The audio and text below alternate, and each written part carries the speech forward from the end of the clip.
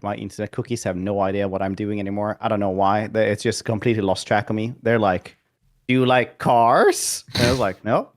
And it's like, maybe you're over 50 and want to get into dating. I was like, nope. Keep guessing. Those are like the ads I'm getting now. I keep getting all like that. Are you over 30 and do you not have life insurance as a dad yet? And I'm like, oh god, I've got it. It's fine.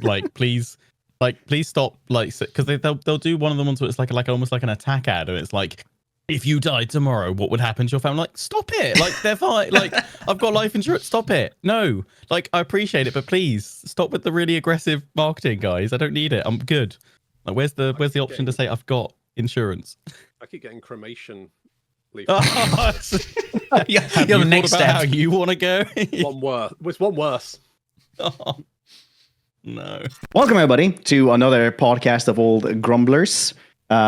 With us today are my lovely co-hosts, Moss and Bounds, COLONELDAMNEDERS, and today also esteemed guest, Lionheart X10. You might know him from his YouTube channel, from his deviant little escapades in British Bake Off or World Sailing.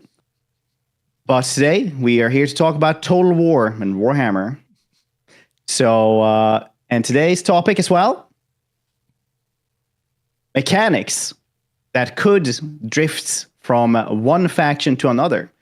Tomb Kings, for example, they used to be very unique. They had the special currency with canopic jars. They used to have the only ones with the unicaps. They had the forge and different mechanic. But now everything has kind of moved on to other things. Now everyone, like a lot of the people now have their special currency. Unicaps also are for beastmen and chaos dwarves. We have the forge is also for both wood elves and for the dwarves, obviously. So today we're going to talk about what faction mechanics do not need to actually be unique anymore. Well put. Yeah. You were on Bake Off? I was like, I'm on Bake Off? What? I mean, I streamed making a beef Wellington once. That was great though. Did it have a soggy bottom? No, it didn't. It was Mary Berry would have been proud of my non-soggy bottom. You would have got a handshake for sure. Yeah. Yeah, no, it was that one. That was good fun. But yeah, I've not been on Bake Off yet. Because we're British, everyone's on Bake Off, which is technically not in the it's we've all been on the bill. Yeah, it's like jury duty, right? You get a letter and you're like, right, it's your turn to go on Bake Off. Oh, sweet, right, it's my time. It's just like Americans. They just get a letter and they're like, it's your turn to be on Shark Tank. And they're like, gum. I'd buy that, yeah. But I want 90%. You drive a hard bargain. Jeez, 90%. Right. This is how you get the super yachts, isn't it? This is how you get these. Exactly. This is why I don't have a super yacht. I need to do like a thing with Zerkovich and be like, what yacht do you think I have? Because it's basically, I have a little figurine of a boat, and that's about as close as I'll ever get to an actual yacht. But I also I feel like that's like a Total War creator thing. At some point, we just get on like the smallest dinghy we can find and just sail off into the sunset. That's just it, really, isn't it? Looking miserable in the middle of the sea because it's all choppy. We don't know what we're doing. We're not near a computer. So one of those live trackers that like squishy face. Yeah. They went in search of Medieval 3 Total War, and they were never seen again. All right, so I'm going to ask you guys a question now. Do you guys want to just take one topic and then you guys just present it, or should we just like go through the different mechanics?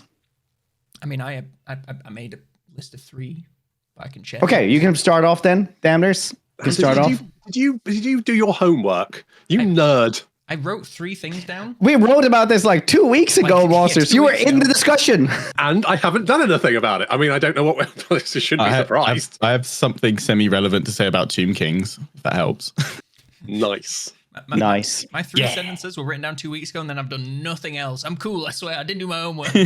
Right. Amazing. Well... First one. So you know in the Monogod Chaos factions, how they have the 2 settlements where you can have like the recruitment one or the infrastructure one? Mm-hmm.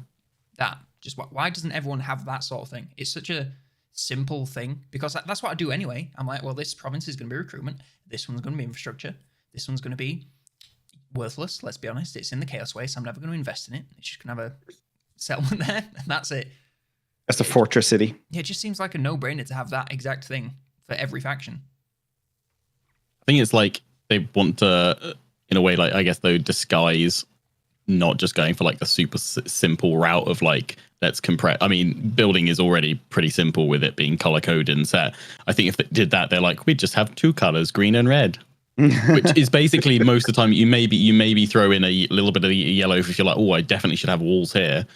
But otherwise, I mean, it needs some kind of overhaul, like just settlements in on its own. But the other thing I will say is that I did like the subtle little things they added in with like Nurgle, certain growth rates, adding in bonuses for increased income, or like I think that's the way that they tweak and add more value, or at least more depth to the very limited, shallow building structure right now. Of like have it synergize with other things you're doing or other mechanics already in the game.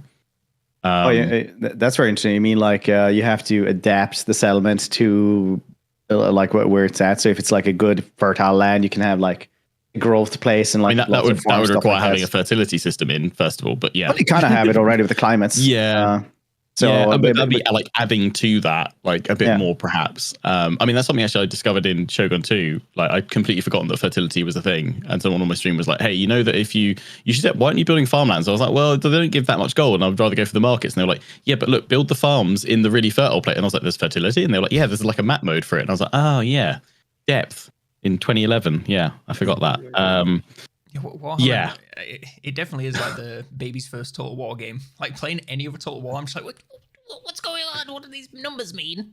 I just like. Thing is, like every time they add in like a new race or like new in-depth faction mechanics, it's like, oh look, they're sprinkling in like these older style things of like adding more synergies and depth, and it's like that shouldn't be coming in like 6 years down the line. That should be like from the start, and then we scope out from there. Like I think that's. Realistically, they've got a solid foundation and formula. It's just like I think it's almost like they're scared of adding depth in because they're like, oh, but then our core audience. It's like it won't. Like it doesn't have to be. The depth stuff has to be like stuff that can synergize or give boons and bonuses or what have you to the more advanced players that want to go down that route. But for someone that wants to say, just go, here's your red line and here's your green line of buildings, they can just do that. But for anybody else that wants to pull that apart much further, there needs to be those options, and there just aren't. But the vast majority of things.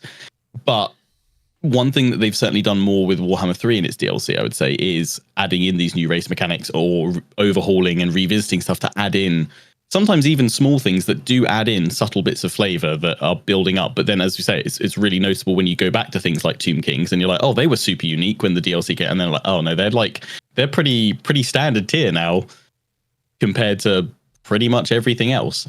Yeah, it'd be nice to have maybe instead of like just 2 options, you have like a building tree. Like you start the same settlement and then you can spec more into military and then spec more into artillery or whatever. Like really unlocks like different branches and stuff. And it makes. I mean, I definitely think that Total War is going into the direction of being more complex as well. Because we were told before that like Tyrion and Teclis and stuff and Karl Franz and Gelt and stuff like that would be like base factions. Like if you wanted to go and play like High Elves or anything like that, they would be like simple. They wouldn't have like their extra mechanics, stuff like that. Could just be in PR talk as well for, pay for the cool stuff. But that's what they said like years ago, that those were supposed to be simple. If somebody wanted to go and play High Elves, it would be simple to play High Elves with Tyrion, nothing like special. Now with the latest DLC, they did bring in like faction mechanics for both Gelt and Karl.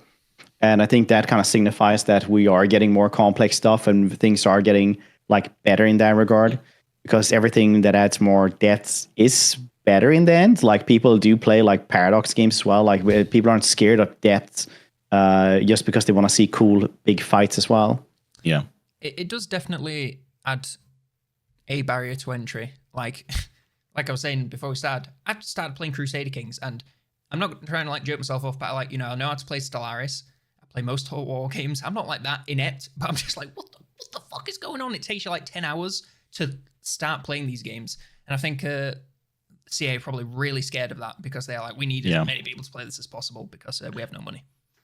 But in a way, I really like the Chaos Dwarf building. I love the Chaos Dwarf. I think that's such a good way of doing it, and realistically, it's not that complex. No, And that's already straddled across multiple new little, like, multiple incomes, also new building stuff that synergize. Like, that was like a fairly straightforward solution, rather than going, right, we're going to add like 50 new buildings in and give you loads of different choice and loads of different, like, you really have to min max and optimize for the specific region or resource that you'll build. I mean, they could do loads more stuff of, if you have a resource building, you get like 10 extra buildings of how to specialize in that a little bit more, like we used to kind of get with like Shogun 2 and things like that. But it's like, they were like, well, we can do it with resources and capacity. I don't know about you. I generally get upset now when I play as a faction that can't do rushed construction. Yeah, the same. I'm like, maybe they should have rush construction. It's such a good thing, and you're like, maybe not everybody should have it, but like, and then I'll like have a little moral dilemma, like, should they? Like, or just cost like a huge, because sort of like an Empire faction could be like, right, yeah, we want to rush this building, but it's going to cost us like 10k to get this through quicker. And that would feasibly, like, it would make, I don't know, economic choices a bit more impactful. You'd be like, well, I need to actually go to war specifically with my neighbor to get enough funds for this economic project that I'm trying to do. Like, I think it's just about, just adding in like almost subtle bits of depth that will over time trickle quite a bit deeper. Because I don't think they can suddenly go, boom, here's Crusader Kings level mechanics. Despite the fact that, I don't know about you, have you ever seen when they do sometimes like big marketing thing and they're like, the next grand strategy game from Total War, and you're like, they've never been grand strategy games. I'm sorry to break it to you guys. They've never been grand strats. Even like OG Rome 1, you know, the gold tier pedestal one that can't be blemished or touched or what have you. It's still not a grand strategy. Like, it's a strategy game with real time battles, sure, but it's not a grand strategy. Those kinds of things get really, really tricky. I've had this discussion so many times with like how to categorize stuff. Like, categorizing grand strategy is basically as you have a map, right? So that's basically the big map that you move around like pieces on. Because if you really go into it, Skyrim, for example, doesn't really have many choices like that will actually affect the story. Like, the only one that actually changes is like 2 minor quests, and then it's like the Civil War that will actually change. But the rest of it is like, just go and do the quest line, no choices. Yeah. So for an RPG, it's based in open world with a skill system. Now, is it the skill system, for example, and talents that make it? Some people claim. But then you also have Doom, 2016 Doom Eternal, that is also in that case an RPG, right? So the classifications for these games is just nonsense anyway. Yeah. I think it's more the suggestion that grand strategy implies substantial complexity and depth, which Total War isn't.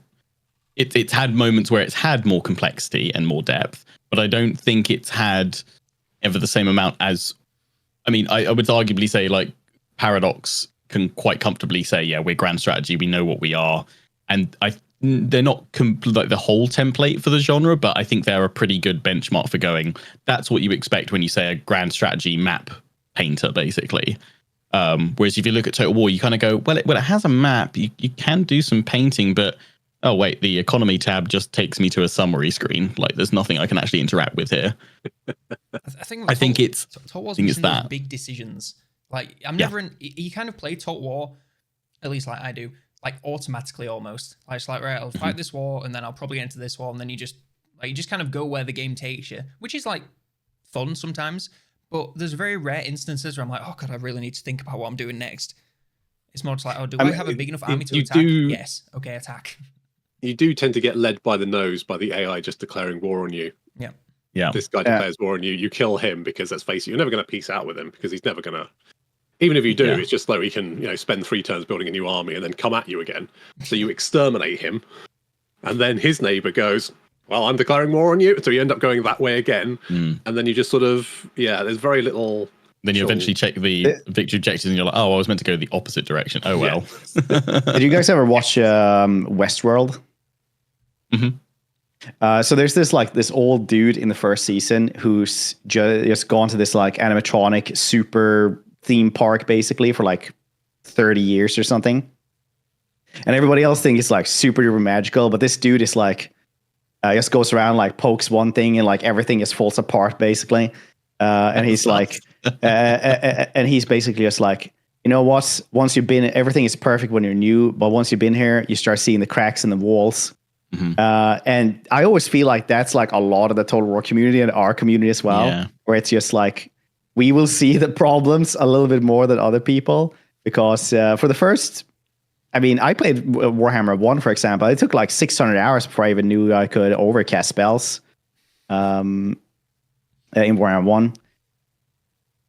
So it's just... the tutorials were never particularly existed, to be honest. Yeah. So I'm always like, is it grand strategy? I mean, I would still say it's grand strategy, but it's good though. But like not as complex. But it's just one of those semantics bullshit arguments anyway. For me, I think when you've played that, obviously we've probably played the game a lot. I think I've got something like 4,000 hours in Warhammer 3, which is logistically insane. And I think it's that you're right. It is that case of you play it so much that you become slightly jaded. The thing is, I think we all still love the game. It's just that we can see the problems with it. Yeah, we're passionate about it. That's why we flag up the issues, right? And why I think after all this time, you're like, I think it's more the frustration that you would expect that over time things would improve and add those bits. I always say with CA and just general kind of like, people go, oh, you know, with whatever controversy comes up, like everyone seems to be like, oh, it's the first time this ever happened. It's like, no. Like go, like they do this with comms and PR. Like they're doing really well. It builds up. They get to a really good place with the community. There's lots of discussion, lots of communication. Then there'll be something that will just nosedive it into the ground, like Shadows of Change. Go down, then they'll work really hard. They'll start like communicating again. They'll promise to do better. They'll promise to communicate more patches. Will get to a really good place again, and then they'll do something else again. And like, you know, that can go. I mean, you know, the internet wasn't as, you know, online as it is now in terms of like Rome 1 and Medieval 2, but certainly from like Empire onwards, it's this constantly. You would just hope that at some point there'd be a solid learning point, which I kind of hope that Shadows of Change did a little bit. And we are like, I think this is the broadest level of changes we've seen in terms of the more regular hot fixing, the patches in between, adding in free bits of content. I think also it's out of necessity because they realize it's their only thing selling. It's their only thing they have to sell right now until they get whatever else they're working on out the door. Yeah, that was a surprise announcement yesterday. I'm so excited because I don't know about you guys. People always probably on streams content say like, what's your favorite Total War game? Nobody ever asks what's your favorite Creative Assembly game, because my favorite is actually Alien Isolation. It's not a Total War game, it's Alien Isolation. Philistine, it's not Viking Battle for Asgard? Yeah. You know what? I Total Warrior Alien Isolation this morning. I was like, I'm not very good with scary games. But I was nor am I. So many pants were gone through. It's just too long, that game. Like 20 hours is way too long for a horror it just game. It breaks you. I started off playing it on my own with like originally like recorded it years ago. After the second episode, I had to have a friend join me for each consecutive, because I was like, I'm gory horror, don't care, like chop heads off, everything, that's fine, that's brilliant, hilarious even. But jump scares, I'm just a puddle of mush after like 2 or 3. I can't deal with it. It just gets me every bloody time. This is why you suggested ads for life insurance. This is what probably got like, you've got elevated, heart level. I was like, oh god, yeah, probably. I'll get pills for my heart soon, probably. No, it's just I've just been playing Alien Isolation on repeat for the last 10 years. But yeah, that was a real surprise announcement. But yay, finally, that'll be really good. Isn't it weird that they obviously they've gone through several cuts, which is all fun. I feel having been made redundant, whenever I see some company going, oh, we've cut our headcount by 10%, you're like, shit, those are people with lives, with mortgages, with families. That's awful. And CA have lost a huge number of people in a really short amount of time over like almost half, right? Cuts as well, which is absolutely that's the worst way to do it. Like they've absolutely mangled. But it feels weird that we had so little content for. I mean, didn't it take something like 3 months to get a proper patch for Warhammer 3? Yeah, for a while, something like that, to get like one that wasn't just 3 lines or something, to get something that was meaty, that was actually we've made some changes to the game. Yeah, like when it first launched, it was just months of silence. Yeah, and that's when they had their full complement of staff. Yeah, so you kind of question, like, what were you doing with your resources? Like, where was all this resource when? I think it just revolves back to the saying, like, the biggest problem which the community can kind of see, even if CA are never gonna, obviously they're never gonna publicly say it, is management. It's mismanagement of resources at every level, and unfortunately, it's the talented developers that actually are trying to push stuff through that get cut and cast aside each time. Something on Alien Isolation, they said they brought back the original director for it returning, but it's like, but the original team isn't there because, one, they probably all moved on in 10 years anyway, but if there was anyone left, they got killed off with hyenas getting gutted and shut down completely. I mean, I think they've gone from like 900 employees to about 350, 400 ish. Yeah, something like that. Horrific, yeah. Which is just, I mean, I do think a lot of it was kind of, and it's not unique to CA, it's like that, it's that COVID bubble of like, just everyone went through massive recruitment.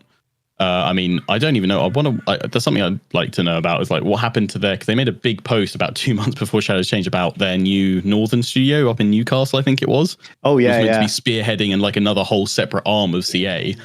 And I surely, I guess, did that just get completely axed? Or, because like 900, they were the UK's largest studio, comfortably. Were they? Like, isn't like Rockstar? They'd overtaken Rockstar, I believe. Oh. Yeah. And yeah, like it's, back to like 350, 400 is basically back to like probably like Rome 2 levels. I think I think they kind of stayed at that level for quite some time, and then it was just this rapid surge.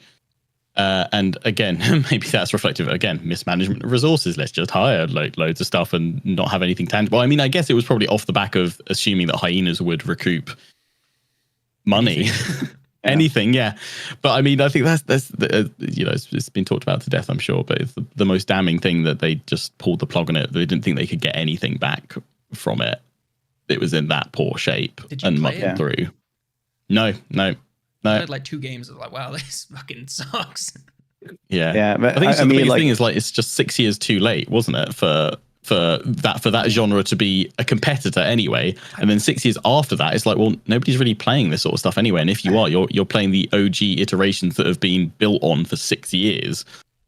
But it's always like that with video game developments. The video game development is so complex now that it's going to take like 6 to 7 years to actually make a video game. So if you're going to make something for the trend now, you're going to be like very late. Yeah. That's why like in around 5 years, we'll see like tons and tons of Palworld clones as well and stuff like that.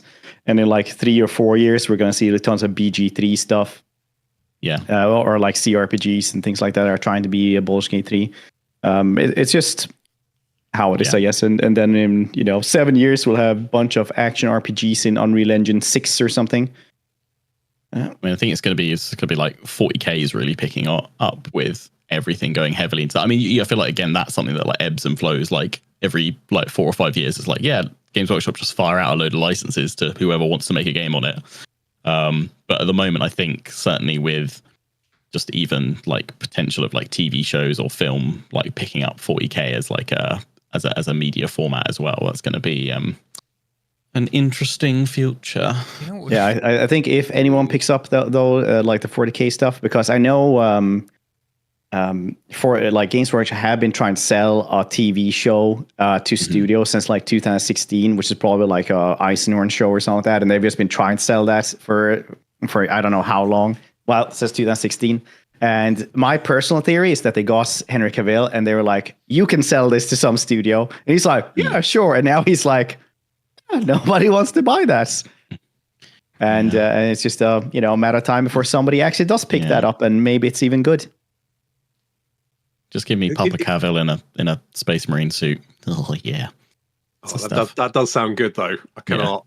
That does. Yeah. I'm surprised that we've never seen anything. Even I know there's Warhammer TV, which has got a bunch of animated shows, and some of them are even okay, which is nice. But there's a lot of some of them are really bad though.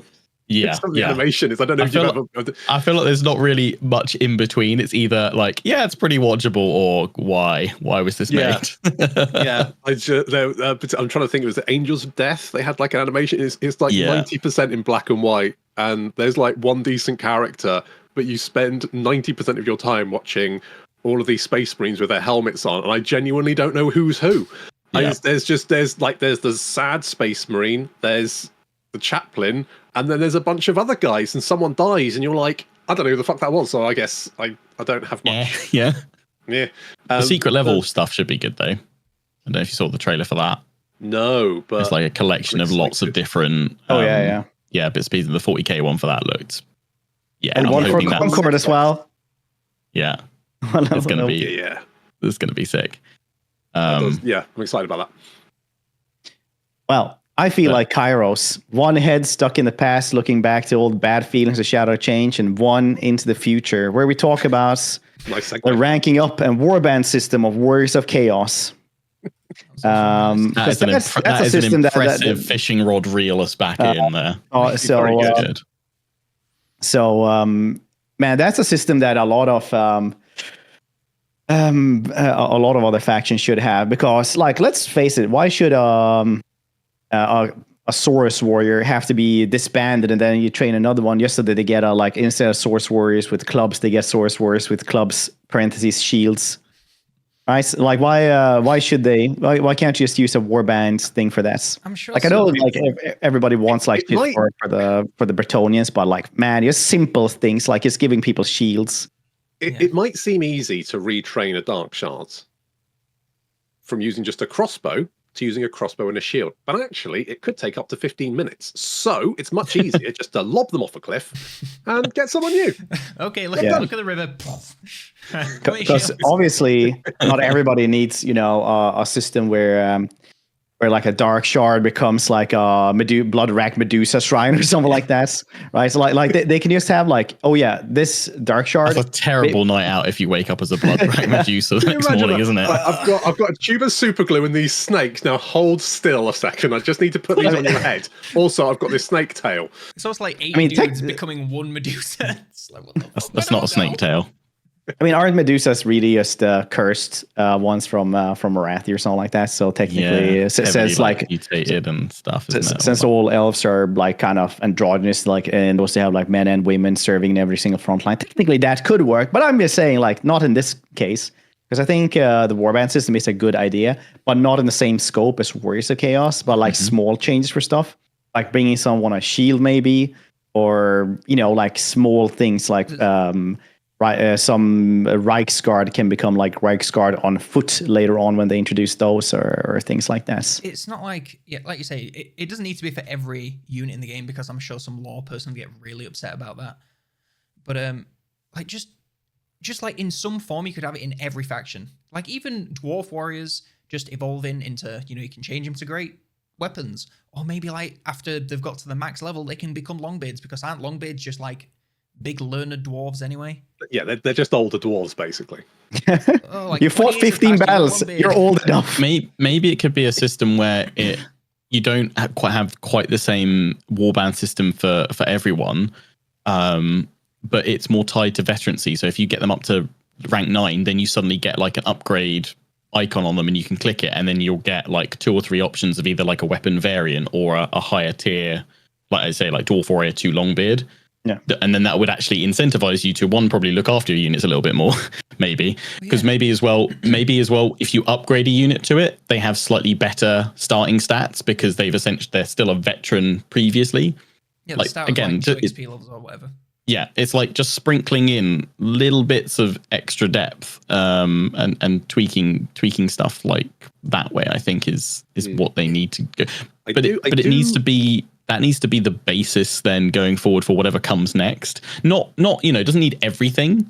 Yeah. But I think if whatever comes next, say they did do 40k next, if it came with 4 starting factions and I don't know what, like 6 to 8 lords across that to start with or whatever, it should be like some people go, oh, only 4 factions. Like, yeah, keep it small, but then it means you can start with a really solid foundation of exist, like of some of the best bits of depth that they've added in, rather than completely going right, clean slate, let's start again, plop them in, give them bare bones economy structures, and go from there. We'll just plan It's for like we've got had fun. I do like the idea. However, if it's going to work, you are going to have to make the AI significantly less suicidal. Because at the moment, the AI will just suicide its army, so it'll never rank its units up. It will just suicide them into a wall. It just it creates an army. It throws them at whatever. It dies. It just goes, oh well, never mind. So it never ranks its units up. It cheats effectively to. Well, it does rank units up quite a bit though.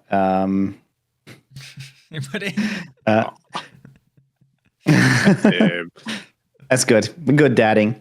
I mean, sometimes they do rank them up. Like if you're gonna go and find, a lord on that hasn't been fighting for like 50 turns, you're gonna see like Malekith with just like dread spears that are all rank 9 basically and stuff like that. And then when they die, they'll get stuff. But the AI is incapable right now of using warbands at all. That's why if you like fight Archaon, he'll just have what he can recruit basically. And I once fought an Archaon army that was entirely regiments of renown. Like hell yeah, literally Archaon, 19 units of regiments of renown. How does that work?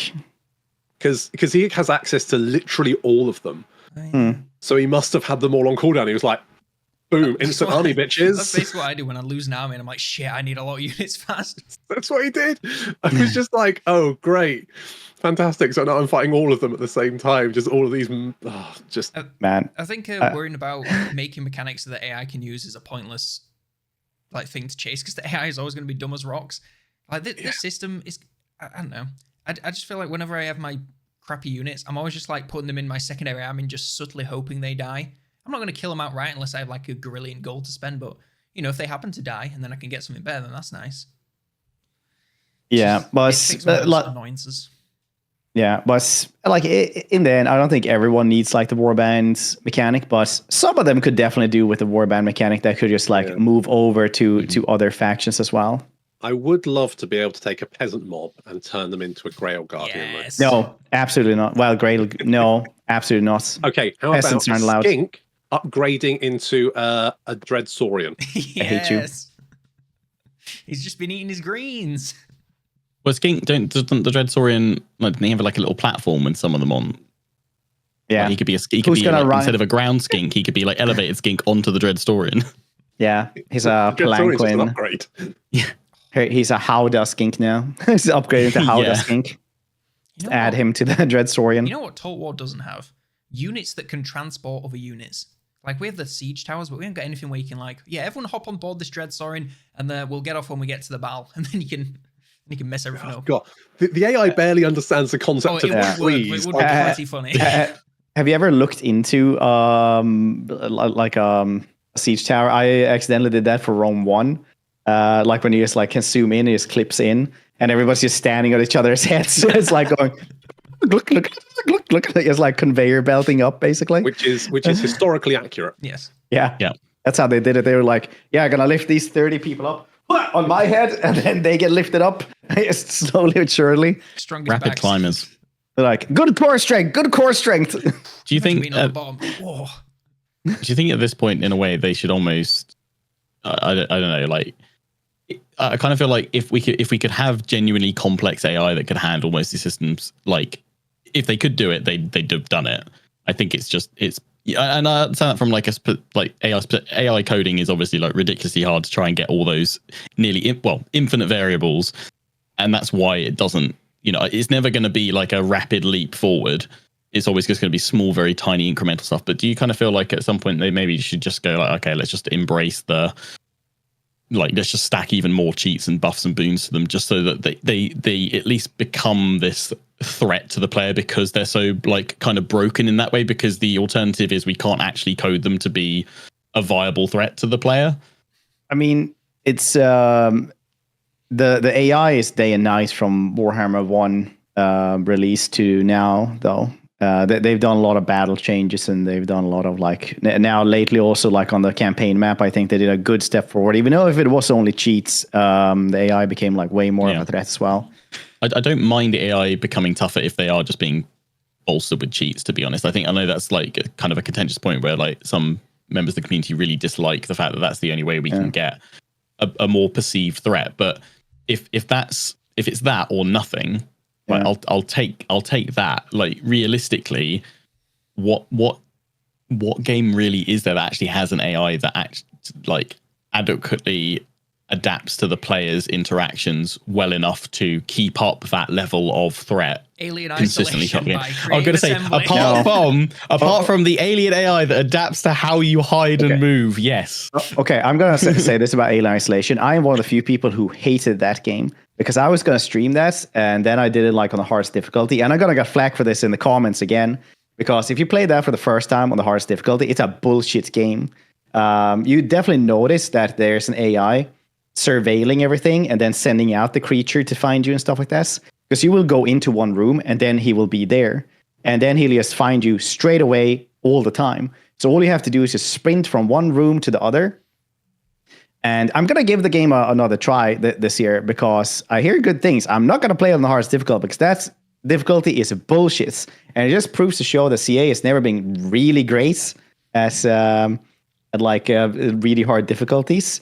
And like last time I said this on this podcast, someone was like, "Oh, you notice he's not very good at video game stuff like that." But like, no, if you check other reviewers about this, it's an issue for the higher difficulties. It's just pure bullshit. If you play it like for the first time on the hardest difficulty, it's a bullshit game.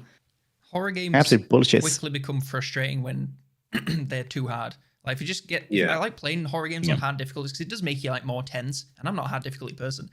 But there's that fine line where it's just like, this is pissing me off. I'm no longer scared. I'm mad. Yeah, because like the alien doesn't even leave the rooms, basically. They'll just stick around there. So all you have to do is just sprint from one room to the other, die, and then just find another path, basically.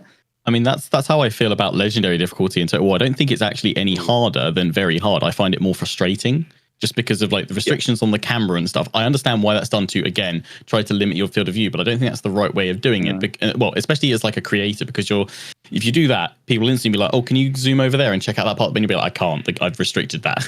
I don't, and I, if I'm not mistaken, I think the stat modifiers are the same between very hard and legendary. It's just you can't save whenever you want, and your view's restricted. Because I think they share the same AI values between very hard and legendary.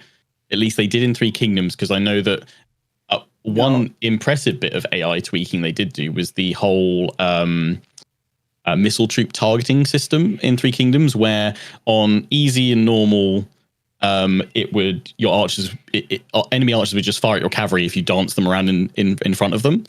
And they'd be like, "Yeah, let's try and shoot the cavalry," and you could just move your cavalry out of the way. Whereas on like hard and very hard and up to legendary, it would either try a few shots on like hard and then stop if you were constantly moving around, or on very hard and legendary, it just wouldn't bother firing at cavalry that was too far away, that because it knew that you were trying to waste its ammunition. But subtle things like that need to like be a big focus point, I think, to just add in more mechanisms for greater threat and challenge. They've done that with Warhammer 3 in that you'll notice that the AI now focus fires on your characters and stuff. But that is incredibly easy to game. If you've got like a Dark Elf Sorceress on a Pegasus, you can just run backwards and forwards. The other thing I noticed, I was actually playing Three Kingdoms yesterday, and I noticed, you know how in Warhammer, if you have a unit of Goblin Archers and you tell them to shoot a character, they will they're pinpoint. These guys are snipers, 360 no scope. In Three Kingdoms, your guys are like, "Well, I'm just going to shoot an arrow in the general direction because I'm not actually that good." I just don't understand why everyone in Warhammer 3 is like an absolute fucking crack shot. They've all got little laser scopes that they just get out and that's it. That's literally that's part of the ranged meta in Warhammer 2. God, I hated that after a while. That's something I'd really like to see changed. I like just especially for gunpowder units or like artillery, where it focuses on the edges. That's because how it perceives a box, and it goes, the only actual part of it is the edge, and it's like, no, fire in the middle, in the clump, like in the big juicy bit in the middle, please, please, because we've got the ability to do ground attacks. So it's like, why even simpler to that, take the rectangular unit, left, middle, right. Let those be clickable, selectable areas of where I'm targeting when I click on a unit based on where my mouse is closest to. Like that would be a substantial change that I think would make a world of difference in terms of it would change up the whole artillery and ranged kind of gameplay a bit more, because actually you've got to think about your formations more going against an opponent with lots of range and artillery, because they can actually, because most of the time you can be like, quick, just shuffle them to the edge and they'll just clip the edge of these guys, and it's only 4 dudes going down rather than like 50. I mean, I've definitely like hated that as well, but I just like now realized why they have that, and it's so obvious because it's always like when they're running towards you, they have to aim at the front. So that's why they always do that. I was like now realize, why is it the that makes front sense. of the right side, that little corner, rather than right in the middle front? And then that would be like, that's fine. I understand that, because you got to. Isn't it in the middle most of the time? I don't know. And then it's like somewhere in the front. It's like one unit in the. It's like one random unit like in the front line basically. It's always like if they're shooting like a unit of 4 chariots, it's always the far right one that gets you don't want to be on the far right. You want to be on the far left, where you're much safer. You don't want to be on the far right. But it's just an example of there we go. Damn right. But that's just one example of where they've gone, this will make the AI more difficult, and it's like, no, it just makes it easier to game. Thank you. Yeah. It's like I think it's a very blurred line between more difficult versus more frustrating, and I think they fall into the latter category more than they think they do, and it's often more frustrating. Yeah. It's like, is it more difficult, or is it just really annoying? It's just why I don't bother playing Legendary. People are like, oh, you're not playing on the hardest difficult. It's like, well, no, very hard for me is just as hard as Legendary. It's like Legendary just becomes more frustrating to me because I like saving when I can and whenever I want to. I like being able to zoom across the map, and I just, okay, maybe it spawns in a few more armies for the endgame crisis, but at that point, you're just, I don't know, kind of just. It's almost like self-abuse sometimes with the full like 200% extra army damage and everything else that you're putting on those, which is, it's fun for 1 or 2 playthroughs, but I think as you guys said earlier, like more events and stuff. Like, I don't know about you guys, I felt like in Warhammer 1 there were more dilemmas and events and like more narrative kind of role play. Those were funny as heck. I remember I played Kolek, and like that really fun event comes around, and it's like, a man in a cloak by an alley comes at you. And you're like, what are you going to do? And you're like, yeah, go up to talk to him. It's like, the man stabs you and runs away with 50 gold.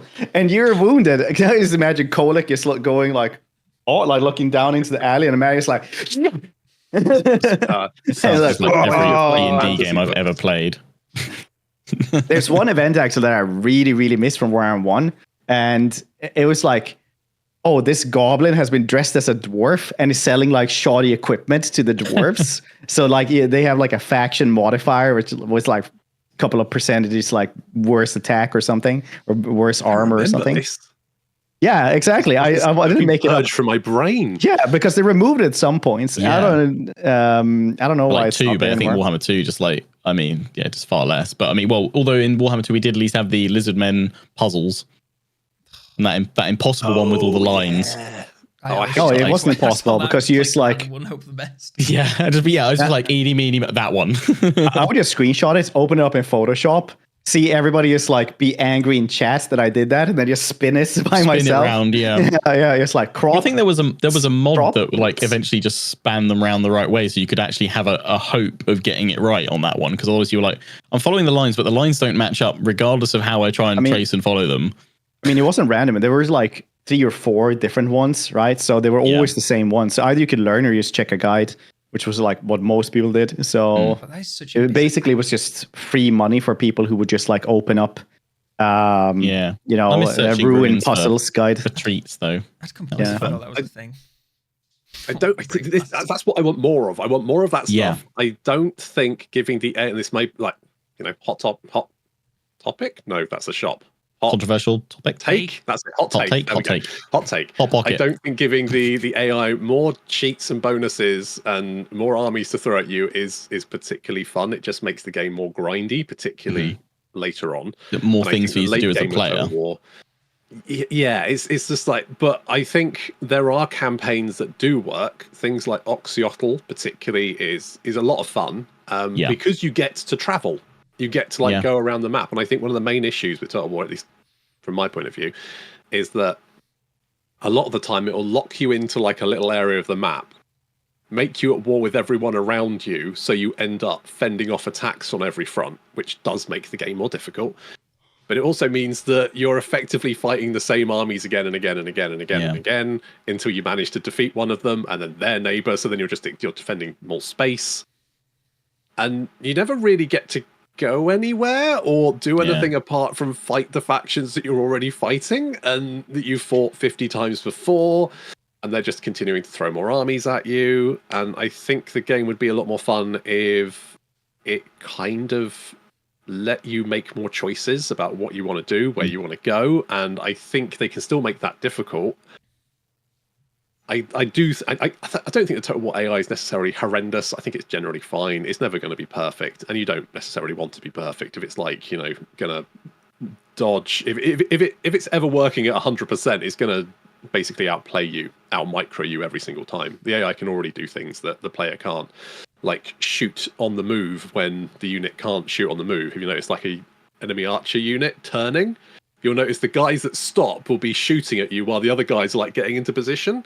Whereas if you tell your units to do that, they're like, oh no, I'm going to need to actually wait until everyone's in position, fill out a form, wait 20 minutes, and then I'll think about opening fire. Thank you very much. Whereas the AI units are like popping shots off left, right, and centre, buffed from the hip. So I just want to see them.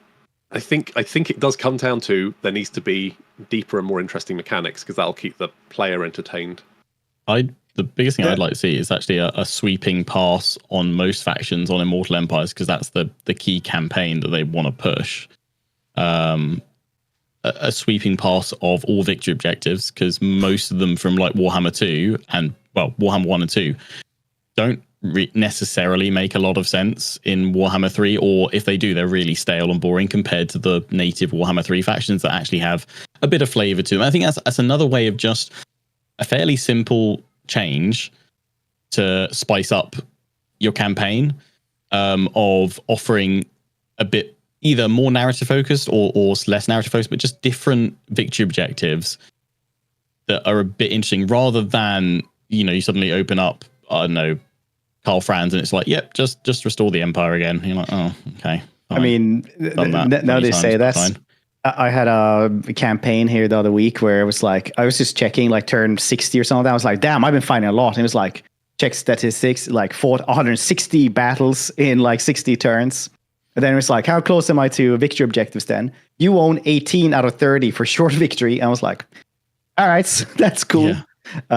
But that's actually a very good point, because the objectives of, for example, the Changeling, which changes a little bit for the campaign map stuff, that would be really cool to have for other ones as well. Yeah. Like, for example, if you restore the Empire, something would happen. Or if you restored people into Dark Elf lands, like Malekith could have stuff like that. Because one thing that would be cool, for example, for Malekith or for Bretonia would be an electric count system, right? Where he could actually install like, you're the new Lord of Hag Grief. You get something like that. Or you're the new, of the like slave trader town. And you could just like keep on doing that. And then eventually you could also like install somebody as the Phoenix King on Ultron, because then it would actually be like more incentivized to go to Ultron. Because right now you go to Ultron because the High Elves will attack you. And that's where they come from. So you have to, and you have to go there eventually. Well, cleanse that donut. Because more factions should have like the electric count-ish system, or maybe even Tower of Tsar. I'd say. Yeah. Wouldn't it electric count system? Yeah. Wouldn't it be cool if, as Malekith, you could like say, or Marathi or whatever, or maybe they'd have different objectives, like Malekith would want to become the Phoenix King and be like, yeah, I was right all along. Or Marathi could go there and be like, well, I'm going to disable this motherfucking vortex. Enjoy this, boys. Like, bring everything down. Yeah. I think there should be a way to interact, actually, in Immortal Empires. There should be a way to, like, it doesn't need to be like game ending, but like, I don't know, if there's Dark Elves, you went in and destabilized the vortex, it wipes out all the elven settlements on the dome, just to kind of give you that, like, because the only end game objective, proper one really, is if you spawn in an endgame crisis, and that'd be kind of cool if there were campaign map interactable bits. Something I really want to see more of, actually, as well, that crisis was thoroughly enjoyable in my Malachi campaign. I retook, is it the Silver Peak? And there's Silver Pinnacle, Silver Pinnacle, and there's a vampiric tomb landmark building there, and if you build it, it then spawns in wave upon wave of vampire armies until you build the cleanse tomb. And that was like a side quest. Like that suddenly I was like, I've got to forget about the wider conflict because I've got literally like 20 armies of vampire counts coming at me here and I've got to make this stand. That was so much fun in my campaign. It's like more things should be like that. You build like the game should feel alive based on the player's actions. And okay, yeah, fine. Just spawn in like 30 odd armies just suddenly coming at me because I built a certain thing or I've done a certain, something's gone another way. Like create these little dynamic events that are happening, separate from whatever your story that you're playing through is, but that are feeding off your actions and your choices. And I think that would be loads more fun, especially if they're kind of surprising, like you're not expecting it. And I mean, maybe they can work that into their it's not landmarks, it's the other thing, the system they've added in special locations. Yeah, special locations of just like kind of random things. Like what happens if you had like 4 of those? Maybe something would like trigger or a certain collection of them. Something it might suddenly be a rogue Dreadfleet force is blown off course and has arrived on your shores, and you've now got to maybe even like a choose your story adventure of how do you interact with that. Do you go to war with them? Do you smash them? Do you maybe work alongside them to send them home or let them establish a colony? Does that get you some of their units or special, like just little bits like that is the flavor that I think Immortal Empire especially, because otherwise at times if you don't have very unique race mechanics, which obviously the new DLC tends to go very heavily on, of being like, here's your new shiny features. So you're like, oh, I'm oblivious to the rest of it not being so shiny anymore. I will say one of the most disappointing things I felt about the recent DLC, Thrones Decay, and I mean, I largely enjoyed it, was Elspeth's victory conditions were really dull. Like she was basically like defeat Vlad and conquer Sylvania and that's it. And I was like, oh, well, that's what I do every Empire campaign, pretty much anyway. Is there more? Because, I mean, like Malachi, he's traveling all over the world, is blimp and having lots of fun. And you're Tamarchan as well. Yeah, Tamarchan as well. And then Elspeth's just like, oh. And the thing is, by the time you defeat Vlad and you complete a victory, you're well in your stride of getting all your Amethyst units. Like at peak fun with her of just bombarding everyone into oblivion. And then you're like, and then the like game's like, yep, you're done now.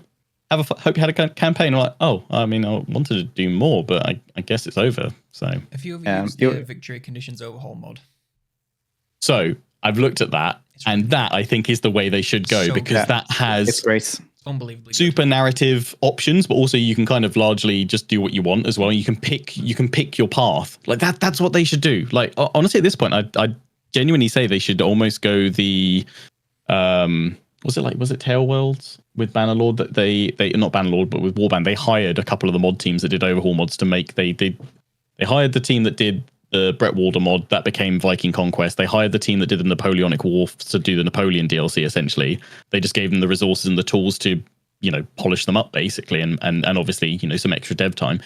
Honestly, I think that's a way that they probably should go for some stuff. Like, okay, it causes more work for them, and again, this is from someone completely outside of the game development structure and everything else, but like lean into the ideas of the community, give them some money, let them utilize some of those ideas as fully fledged additional bits of deals, because especially it seems like we're going into this system, or this future where we're probably maybe only getting 2 DLCs a year.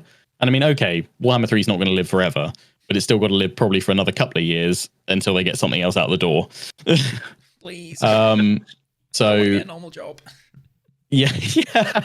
Normal jobs suck.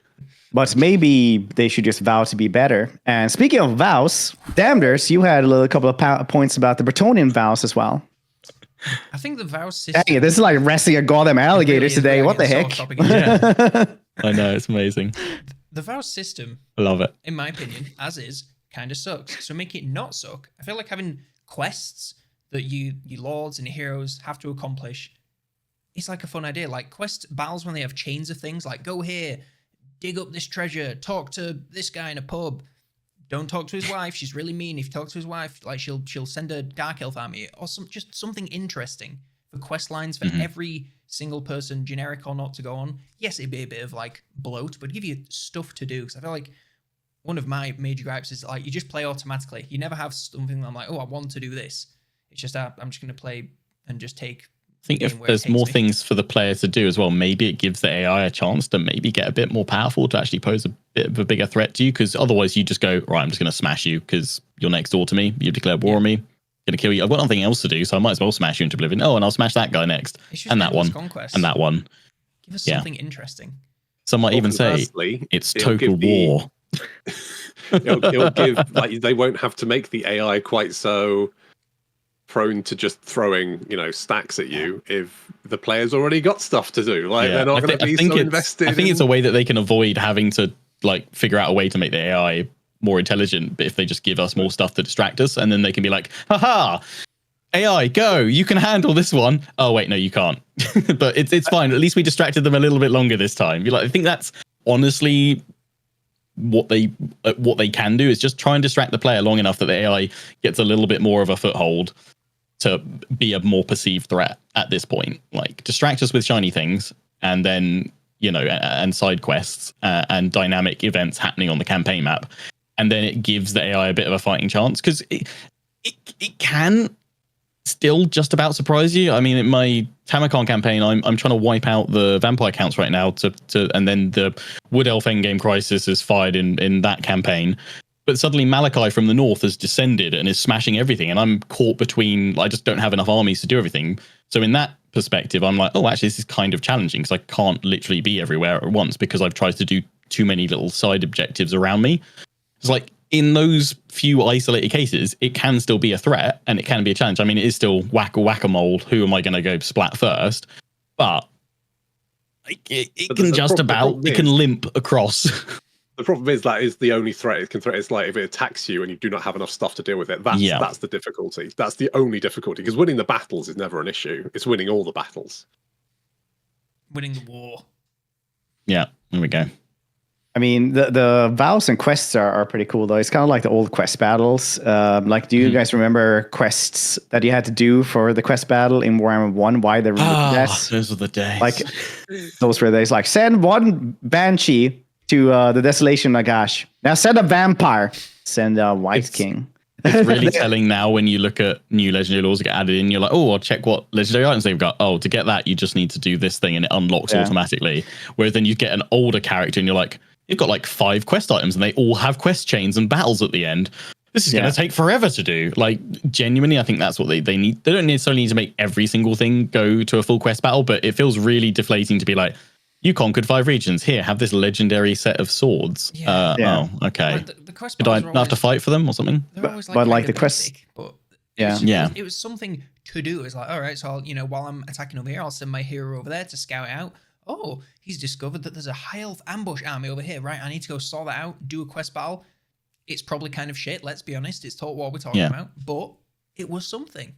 The scripted battles and the quest battles they have done now, I think, actually have gotten better over time. Yeah. Like, they found like ways the to make cinematics them they more, have. Yeah, and just the fact that it's often wave upon wave, or suddenly a surprise twist. Somebody else's army shows up halfway through or does something else, and there have been a few that have gotten tougher, certainly than the Warhammer 1 and 2 ones. And it's just like, yeah, that's kind of more of what we need. Like, so if they get added, especially with, say, like with vows and quests for Bretonia, that should be their thing, right? You should be more often than not with Bretonia just constantly questing, and then be like, oh crap, I've actually got a war to fight. But I have 20 quests I need to do for the lady.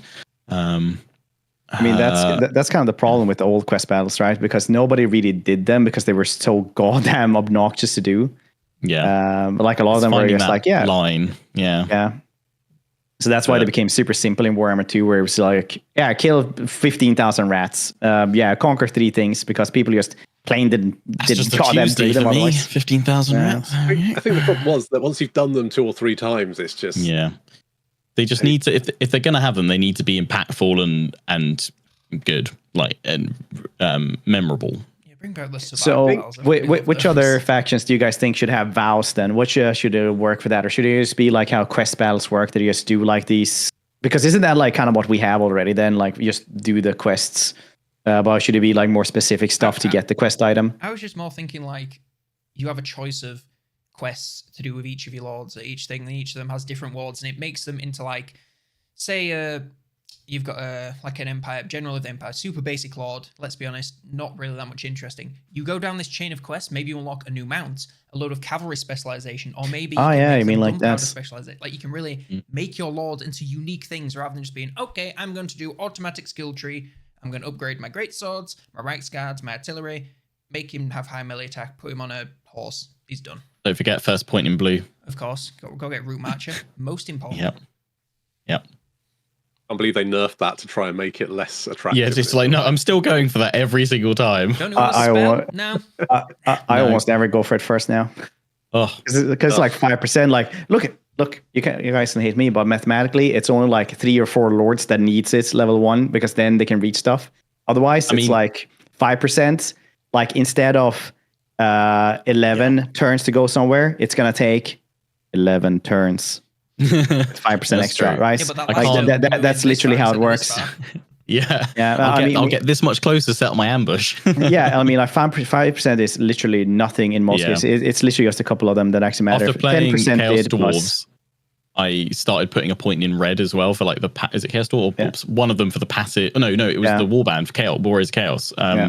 Warband system, putting it into the red because, okay, it's a small amount, but it still helps every single turn having that point in red, just passively doing stuff. Especially if they don't do anything, and then with mentor and training and stuff like that as well, it does quite a lot. They could save a load of skill points by getting rid of every single leadership skill, because leadership is pointless. They can fix leadership very simply. Aura is like worse. Add a 0 to every single modifier that says it buffs or debuffs leadership, because it's just not impactful enough. Like a +5 leadership buff does nothing. A -5 leadership buff does nothing. A -10 does nothing. And a -15 probably. It needs to be like -40, -50 or plus. It needs to suddenly be massive. It needs to be the extremes, not anything in between.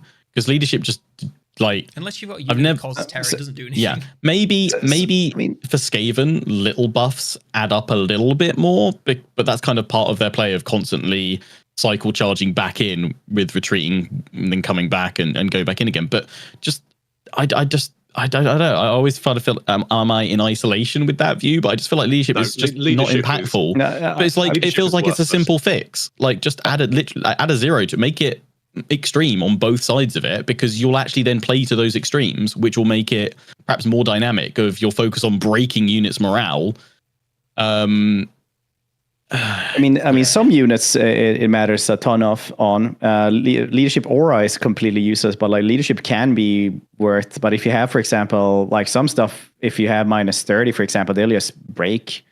Have you guys tried making the like Malagor routing stack where you just have like Nurgle's favor, or what it's called, Nurgle's favor, whatever? So then you just go there, and then you just like they just run. When you touch them. I'm amazed they haven't nerfed that, to be honest. It feels like it takes some time to set up. They should have more of that in there, because that's the type of impactful stuff you want, of being like, okay, well, I need to then spec out my guys with some extra banners that actually will inspire them, or I need to focus on firing some abilities that suddenly buff or rally. I think like leadership is like personally, I think it's fine, except for undead constructs and demons, because they are like those 3 traits need buffs.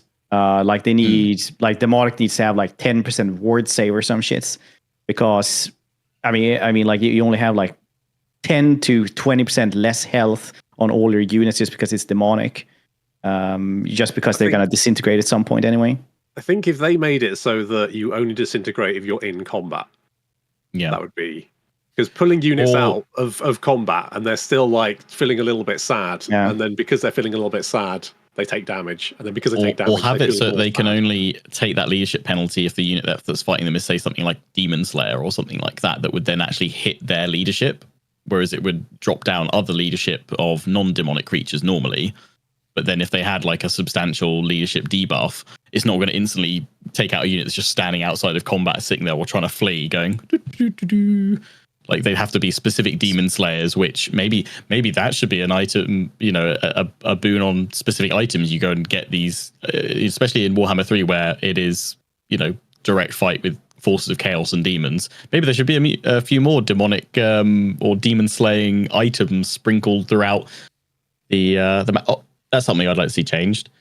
Fusing items I'm so frustrated at fusing 2 melee weapons and not getting a melee weapon. Like, I don't want another, enchanted item. Stop it. I don't want the other Trickster's Shard. Nobody wants the other Trickster's Shard. It can die in a ditch, please. Like, I just want to fuse things the right way. Like, expand on that and make it more of a craft, and then it takes away from dwarves and stuff like that, I guess. But please, I don't want random fusing. Another thing that we could just like everything. It's great. Another thing that you could also take away from dwarves is like the entire forge, because who else could actually use the forge? Like if you had a forge system, right? Some who has good craftsmen? Like Dark Elves should be able to make some stuff, right? Like maybe some magical doodads. Not everybody needs to make all categories of stuff. Maybe Dark Elves can just make like only like the Dark Rubik Cube or whatever it's called. The Dark Rubik, the one that gives a bound, pit of shades. Like that's magical stuff like that. You can maybe make in different iterations that actually buff and like help control the battle instead of just like an armor. Lizard men could just like dig through a pile of junk and find a las cannon. How much money do you want to put in here to like find that? I like that idea. It's like, you're just gonna have random shits if you just invest in it. I feel like Vampire Coast could dig up stuff and then you could pay to restore it or something like that. They could make the buried treasure not shit. Yes. Vampire Coast is so bad in so many ways. Have you guys checked their like post battle loot? Like they get almost nothing, and it's like, and their harbors also get almost nothing. So I'm just like, do you not know what a pirate is? Like when you made this faction? They need their cove system as well brought up to parity with all the new kind of hidden buildings. Yeah, it's so bad. But yeah, I played the Vampire at Vampire Coast a few months ago, and I think I had pretty much all of the old world and the new world and Old One covered in ports. All with the giving you as much money as possible, not even using anything of the, I'm going to give myself more heroes or anything. And I was still struggling to support 3 armies. And you're just like, well, I mean, they're so weak sauce. I don't know why they haven't gotten an overhaul, but it's just probably, everything CA does now is just, they don't have enough money to do goddamn anything. It feels like they don't have manpower to do anything. No, which is a real shame, because it feels like the Vampire Pirates are such a unique faction.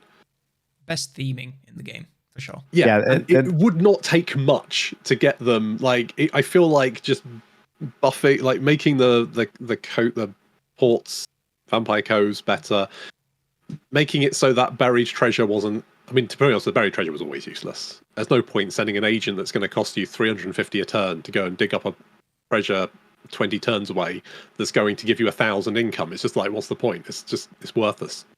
Who cares? So if they could make it so you get like fewer maps, but you dig up really cool magical items, then that would make a lot more sense to me. And also they need to buff magical items, because the only good one is the Obsidian Blade. So and items rework is one of those things that would just be an easy win. Just like, all right, we're gonna make items better and add a few more. I mean, I hate those things like Obsidian Blade 100 AP, Gotrek's Axe that makes like greater demons just look at it and go like, holy shit, like 5 AP or something. It's just absolutely insane. Yeah, there's so many of the old Warhammer 1 magic items that are so bad. Like you just look at it and go, yeah, there's green weapons I could give you that would be more effective than this piece of garbage. Resistance? Maybe some factions, like some of the evil ones, could have like a forge that could improve items. You just like add stats to it for like when you add other items to it or something, and just add stuff like a fusing forge or something. Like there are books where Chaos is trying to corrupt different like magical items. They like want to corrupt Galmaras and they want to take Gotrek's Axe and stuff like that. So that's also something you could do with that. Like, you'd like a percentage chance to like steal an item for defeating a lord that carries it or something, and then you could carry it away to your lair and chuck it in a volcano and put some souls in with it and corrupt it. Yeah. Cool. Like Kind of something Three in Kingdoms that when you regard. kill a character and take his weapon. You're like, yeah, no, I've got this now. Yeah. Yeah, that was pretty cool actually. That'd be a good system. On Tomb Kings, I don't necessarily know if they need like new features, but they need to change the way they gain canopic jars, because I actually had to abandon a Khalida campaign because in the late game you can't gain canopic jars enough to get more units and to increase your caps, because there's just not enough gains for them. There's just not enough ways to gather them, and you're going like, I need more jars. I've got like 1 million gold, but I can't get anything because I've got no jars. And the gain of it is so slow, even when you do all the buffs and boosts to it that cost like 4,000 jars or whatever. And you're like, well, that's all the jars I ever had gone. How am I going to get more jars to get more stuff? Like that needs an overhaul of just how you generate them, which should be a fairly straightforward fix of, tweaking that economy or making you be able to gain them in different ways, or salvaging items for more of them, or just having, I don't know, a new system. Although I did think that maybe Cetra could have a mechanic built into like Cetra does not serve or something like that, where I don't know, the more settlements he takes, the more like a little buff or something like that, like almost like an Imperium thing.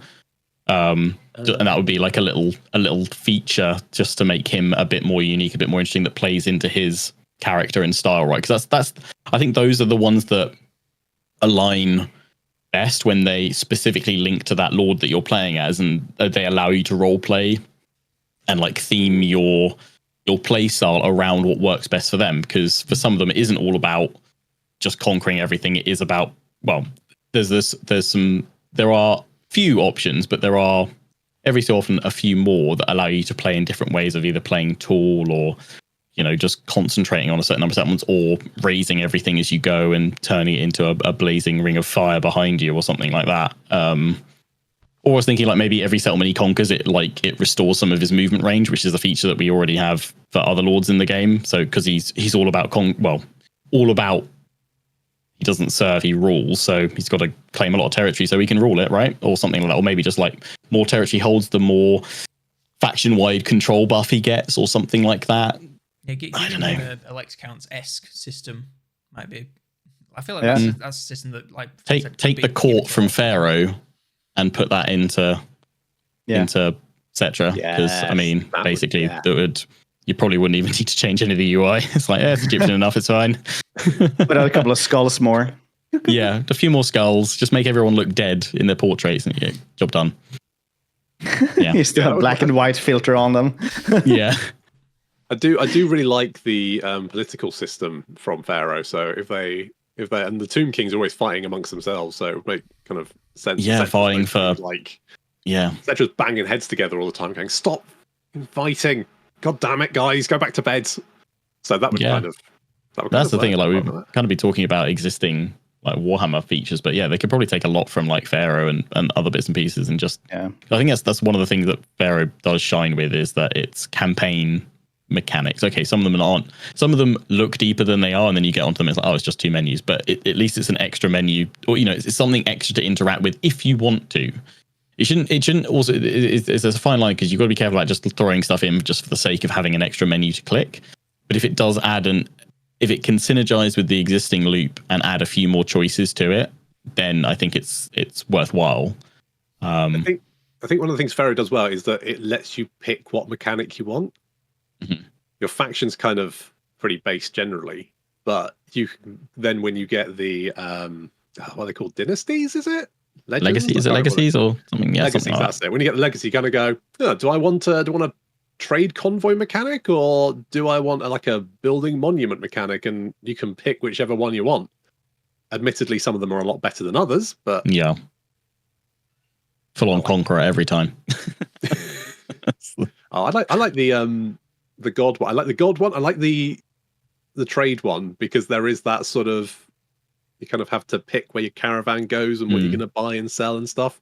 And then I inevitably end up losing money, but I enjoy doing it, which is the main thing. I feel like they could add in almost for like some factions we've already got like cults and stuff, but like more like almost like a temple or a shrine kind of, not mini game, but like separate mechanic. I mean, because people always say like, if the Empire ever got additional content again, could it be like Cult of Wulfric or something like that? And you could have them, I don't know, devoted altars to Ulfric or something like that, and that would synergize with, you know, the corruption reduction or something, like, because the Empire doesn't have any, like, it has the, you know, most factions have a standard corruption reducing thing, but that could be their unique thing that they push for.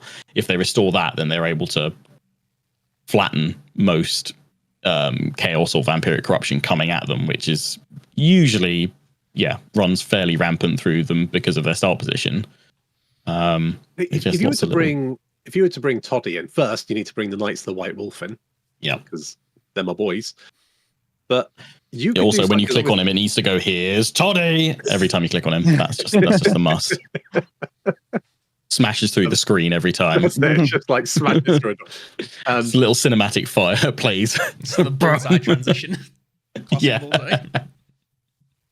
But because like his thing is like hunting the beastmen, you could easily do something around the mechanic of like cleaning the forests out if you had like a separate map which was sectors of the forest, and you had little, you know, the little quest icons that the wood elves get for their quest battles that go, the incursions. Oh yeah, you could basically have that, like beastmen armies, like, and Toddy would have to go out and, you know, exterminate them and pop them like that, and you get bonuses if you manage to keep it clear or something. I hope we get, like, when we guess Boris, we also get like the avatar of Ulrich as well, because he's got goddamn cool in the books, in the Heldenhammer books. He's just like this really tall dude who just radiates cold, and he just has like 2 axes, and is basically like this wolf corn dude almost. Just goes around and he's like, there's fighting here. But Ulrich is also like a pretty shitty god to worship, so it could just be like him coming in to like fight shits because like the threat is too big now. Yeah, but they'd have to do a special siege for Middenheim. Yeah, but they never will. Special siege map. It'll still be terrible. Yeah, we need a decent map first. Yeah, siege rework when first. But one that isn't like multiplayer balanced. God, I hate those. Like, we have choke points here. 6. It's like, well, that's not really a choke point anymore, though, is it? Hang on, mate. I need to scratch my my pocket ladder in my arse right now. Oh, there we go. That's where I've hidden it. There we go. I saw a post on Reddit which was like, I hate the pathing in sieges, and it was like it's like trying to send someone through, an army through a gate. And if you've got one ladder docked, they just try and get up the ladder instead of the gate open right. I had that literally the other day. I was just like, there's a gate in front of you. I know it's like limited. I think it's like 3 units can only pass through it in one go. If you do more, 1 unit, I think. Is it only one? Okay. But it's like, if you have one ladder docked somewhere else, they'll be like, no, I'm going to not go through that gate that's right in front of me that nobody else is going through right now. I'm going to go get on that ladder. It's like, no, please, come on, guys. Like, I feel like it's, you know, it's gate. It's been since Rome 2 with the like the buggy gates from that. I don't know if we noticed it in like Empire or Napoleon, probably because everybody hated Napoleonic fort, well, the star forts and stuff after he fought like 1 or 2 because it just completely bugged out. Yeah, you just blew them up. But it's like, that is like, I mean, one of the things that with sieges, I remember from Warhammer 1, I think it was Darren did a video on it, but it's like they hide the fact that there is no crumbling wall animation by just firing up a massive video effect of smoke. If you ever break down a wall, there's no crumbling animation or anything. And because I guess, you know, cheap out on that, like, don't need to put that in, you know, had it in previous Total Wars, but don't need to bother this time. Save some money on that. Instead, we'll just put a massive smoke video effect in the gap to hide the fact that it's crumbled behind it. I mean, for me, it's like, I mean, that's part of the movie magic, right? Like, if you notice it, you notice it. Yeah. But the thing that I get illusion broken is like, now. Sorry, the Tory Vress siege map. You know, the big giant pillars that can like break in front of it to like reveal the stones inside. When those things fall down, like the bits and pieces, they just fall through the map. They don't even fall on the floor first. They just like boom, just like click through, and you're like, oh, that is unimmersive, like super duper unimmersive. I mean, like the game is full of stuff like that. You kind of have to do the movie magic stuff with video games as well. And once you've seen behind everything, then behind the curtain. Yeah, but I think you touch on a really like good thing there as well with the wood elf incursions, because I think like that should be a standard of everything. Like the more like the higher difficulty you have, the more incursions you have, instead of like just giving the AI cheats. They should spawn more armies in, to be honest. I think most of them, because they're fairly easy to beat.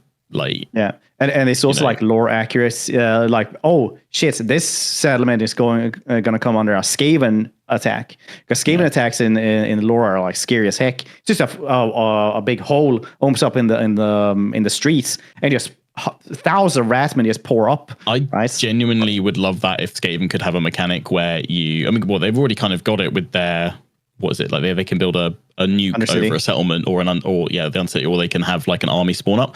But I would love it to actually have a building or just an option in a siege where you can have it so some attack from the front, the gates, and the others are burrowed underneath, and they spawn within the city, and so chaos that way. I mean, something else I'd really like to see is actually flexible alliances within battles, or stuff, or like having free-for-all battles within the campaign. Because how cool would it be if you're all fighting and suddenly, you're fighting a Skaven force and there's, some vampires that have also come in and you're fighting all of them, but you manipulate the formations and where you're attacking from so that the Skaven are caught between you or something like that. And then you can dominate the battlefield that way. I mean, right now you have the enemy of my enemy is my friend's kind of system. So if two people who don't like each other or just don't have any like alliances, non-aggression pacts, or like they're not at war with each other, they don't know each other, and they're fighting a common enemy, they will both spawn on the battlefield and like fight that dude. So that happens at least every once in a while. Yeah, it's hard to get that to happen though, because of the turn-based nature of Total War. The fact that the AI, if you're fighting them, don't want to be anywhere near your armies. Yeah, they will play keep away. So it's very hard for you to get into a position where you can like know that someone else is going to join in. Because a lot of the time the AI will, I don't know, it's almost like if you say, if you've got an ally and you say, I want you to attack this army, you would expect them, if they've got, what I want them to do is say, I will do that right away. Like, I will now beeline towards that army. I will ignore all other requirements. I am heading for that army. What they do is they go, I will get right on that in about 10 turns and wander off and go do anything else that they want to for 10 turns. Then suddenly go, oh yeah, I am now sending an army from across the map to now go and attack what you asked me to. Yeah, I'd love them to expand on the AI war target controls being like, no, I'm selecting this specific army of yours, and I want this army, not anyone else, just this army to go there. Like, I'd also like not even just expand on the whole occupy and attack or defend. I want a move one. I want to tell you just to move to this random point in the map and just stay there until I tell you to do something else. Yeah, like patrol or whatever. Yeah, go here and either then fortify stance or go here and raid. Like, because we've already got the allegiance system, so make a few more ways that you can gain allegiance to actually utilize that a bit more, and just tell the AI to go and do bits. That would be. You can take control of their armies, but inevitably it always costs 90 allegiance, and allegiance is like 4 a turn or something. So, but then you're also in a position where you're like, I want to tell you to do that so I can forget about that and not have to manage yet another force. I want you guys to be putting pressure on the AI this way or on this enemy up here, and then I can go do some other stuff. But yeah. I've been playing a Marathi campaign and dealing with wave upon wave of high elves, which is kind of the opposite way of what I mean. The high elves are supposed to be a dying race, but they are throwing their guys into a meat grinder like no one. So I was sort of like dealing with I killed Ostankia, I killed the sisters, I killed Katep, I killed Grombrindle, I killed Solostra. Eventually I'd like managed to save Malekith to the point where he could actually help me, which is great. So I was like, right, brilliant. Now we can prepare to invade Ulthuan. We're going to do this. Malekith then spent the next 3 turns having a meeting around Nagarond for some reason with all of his armies. I don't know why. He then is like they were just gathered around different settlements. They were all like, when you can see that what they're doing from the little blue arrows, they're all just pointing their own settlements sat around them. So I was like, great, fantastic. So I then invaded Ulthuan with my 4 armies. He had like 8 or something. So I'd like cleaned out half of Ulthuan. Eventually Malekith decided that his meeting was over and he was now going to head over. So he then headed over, he invaded one of the coastal settlements and took it, at which point he decided to have another meeting around that settlement, by which point I'd taken roughly about 70% of Ulthuan before he then decided that, okay, invasion time is go. And I was like, what? I don't understand what your plan was. I don't quite understand what the AI had in its tiny little mind. Like, what is it trying to accomplish here, apart from moving as slowly as it possibly can? It was driving me mad. just AI. So yeah, more AI controls would be nice. Just Yeah. telling armies what to do. Go there. And when I say go there, go there. Don't Do think it. about it for 3 turns. I want you Yeah. to go there and sit there. Imagine if you could tell them to like use something like underways, for example. Like if more dudes had underways, and they could like just come and help you from the underway as well.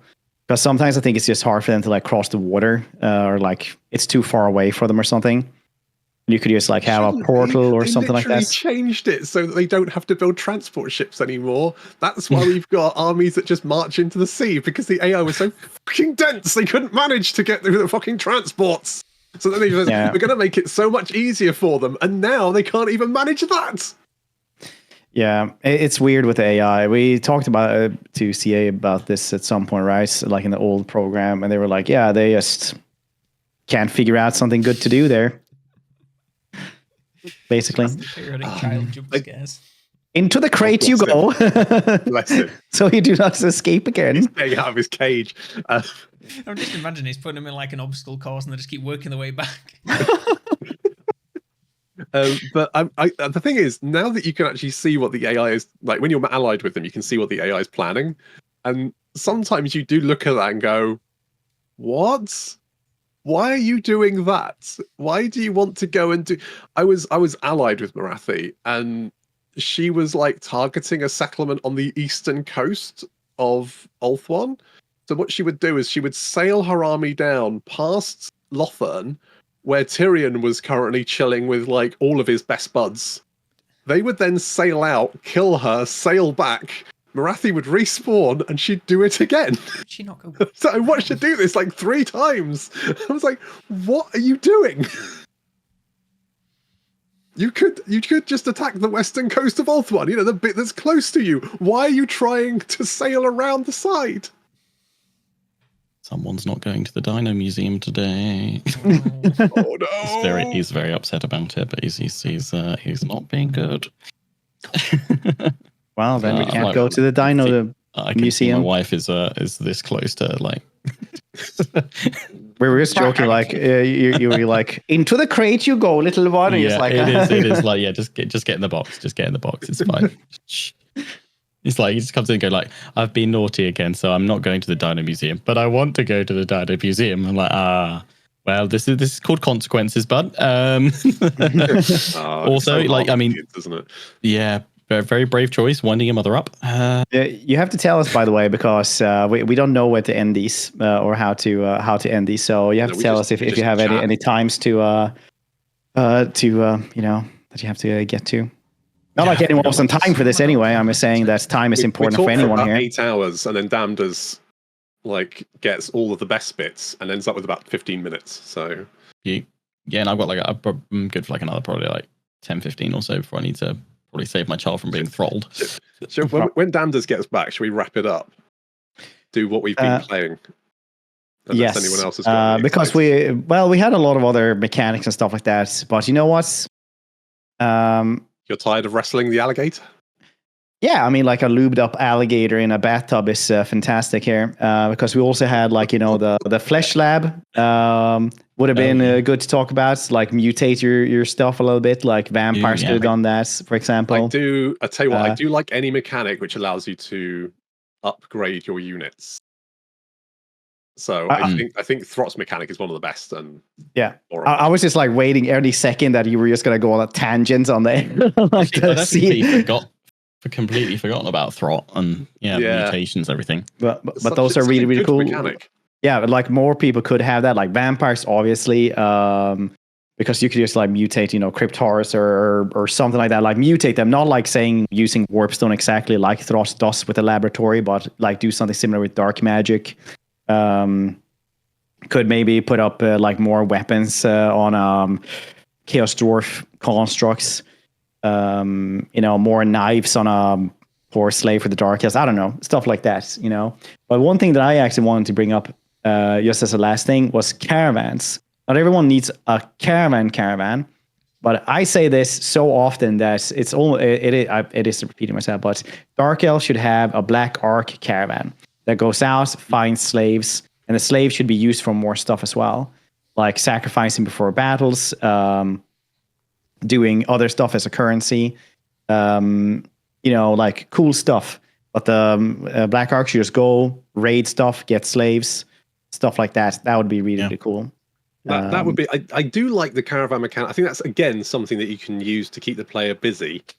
Yeah, is if you have that caravan, and more factions also could have that. Like Norskins could have war bands also for raids. You don't need to have it like they actually trade, but actually do stuff to find things. Like Listemen could just find larger dinosaurs, send out a caravan for that. There's tons of different things you could actually do with that. Yeah, I think more trade, because I mean it's the only substantial. Well, I mean, okay, the only substantial change to economics. You've got multiple resources with Chaos Dwarves, but aside from that, it's the only other separate kind of economic mini game, isn't it? Really, to add some additional stuff to do to try and invest your money somewhere and see how it pays off.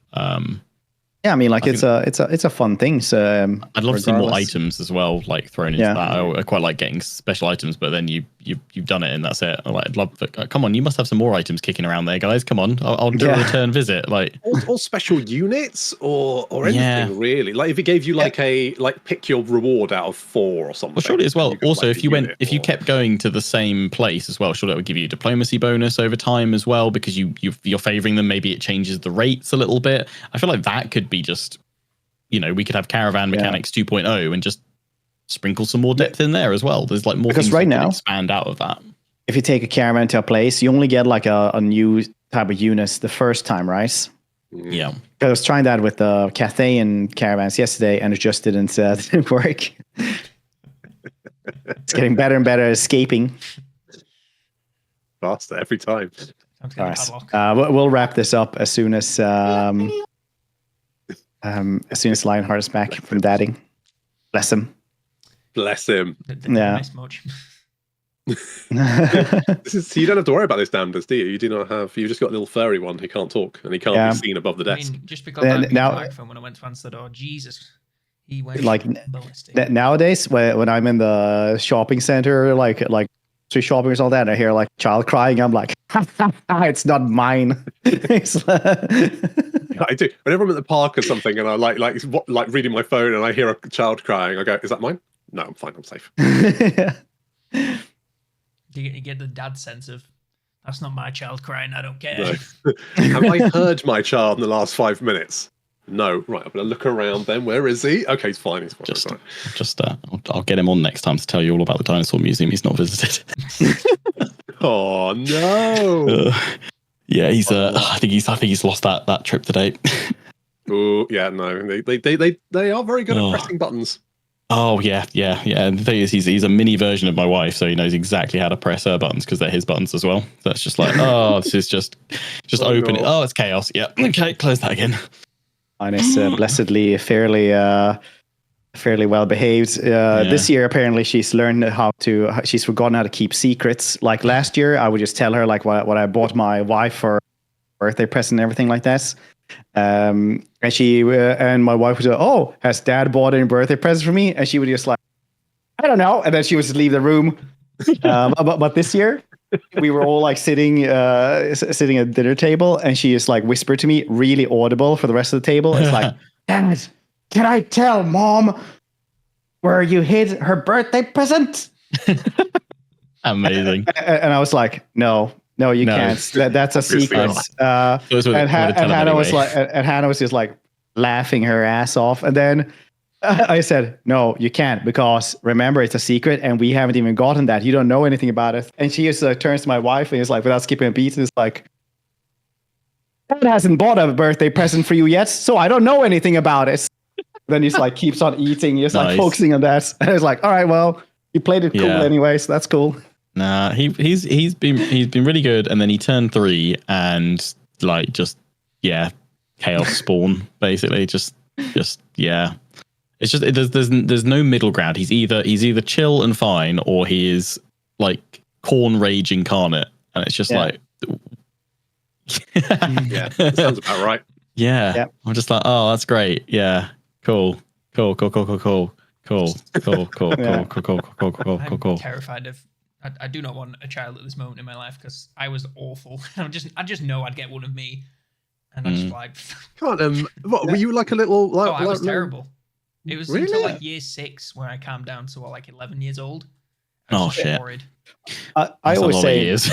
I always tell other parents, and like my wife this a lot as well, like a child in that age can't really give you much trouble because in the end it's like it's a 4-year-old or a 5-year-old, right? Like it's like you can't really have trouble or you can't have a fight with a child. Like that's like you're a grown person, right? No, So just- like I did MMA for a couple of years, stuff like that. Like if she absolutely doesn't want to, I can easily like put on her school clothes and carry her to preschool without hurting her, right? Like it's Throw no a problem.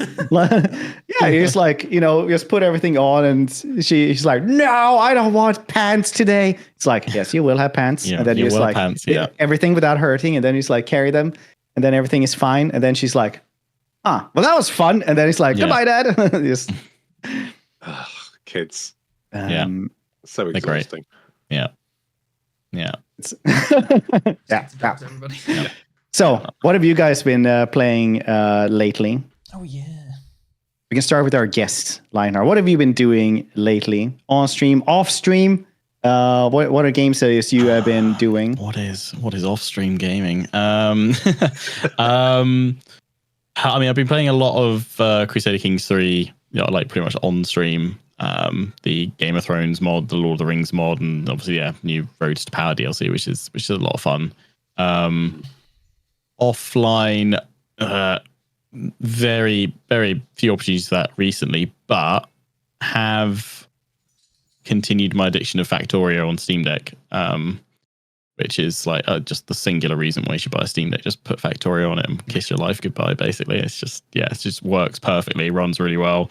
Yeah, like 7 hours of just playing that. It's great. I did enjoy Space Marine on stream actually as well. That was good fun. It's just Space Marine was good. No messing. It's just a shooter, hack and slash, all good 40k romp really. Yeah. Rather enjoyed that. Wouldn't have minded the story being a little bit longer, but like I didn't want it. I wouldn't necessarily trade that for like a weaker story. I felt like it was a fairly strong story. It was nice to interact with the characters and stuff. How did you feel about the ending though? The spin to win. Oh yeah, yeah. I mean, That it's was like, it's 40k technology, right? Yeah. Yeah, I It's just just like- feel like that. If they just had like a big gun and blown a hole in, was it a Lord of Change? Yeah. Yeah, if they just take it like you need to get to the big gun, shoot a big hole through him. He goes, oh no, and then you're like, okay, boom, done. I just felt like the spin the little things to win that spins the big things to win was just a bit. Well, not to Yeah. spoil too much, but I was actually a little bit disappointed in Space Marine 2 because I'm a huge fan of like Saber Interactive. I really like their games. And World War Z is like the best horde shooter out there. Like they can have literally like hundreds of zombies just rushing towards you, and then you have like a bunch of tools to like deal with that, and mortars, and like with the mortar will like kill 30 zombies at every blast and just keep on coming.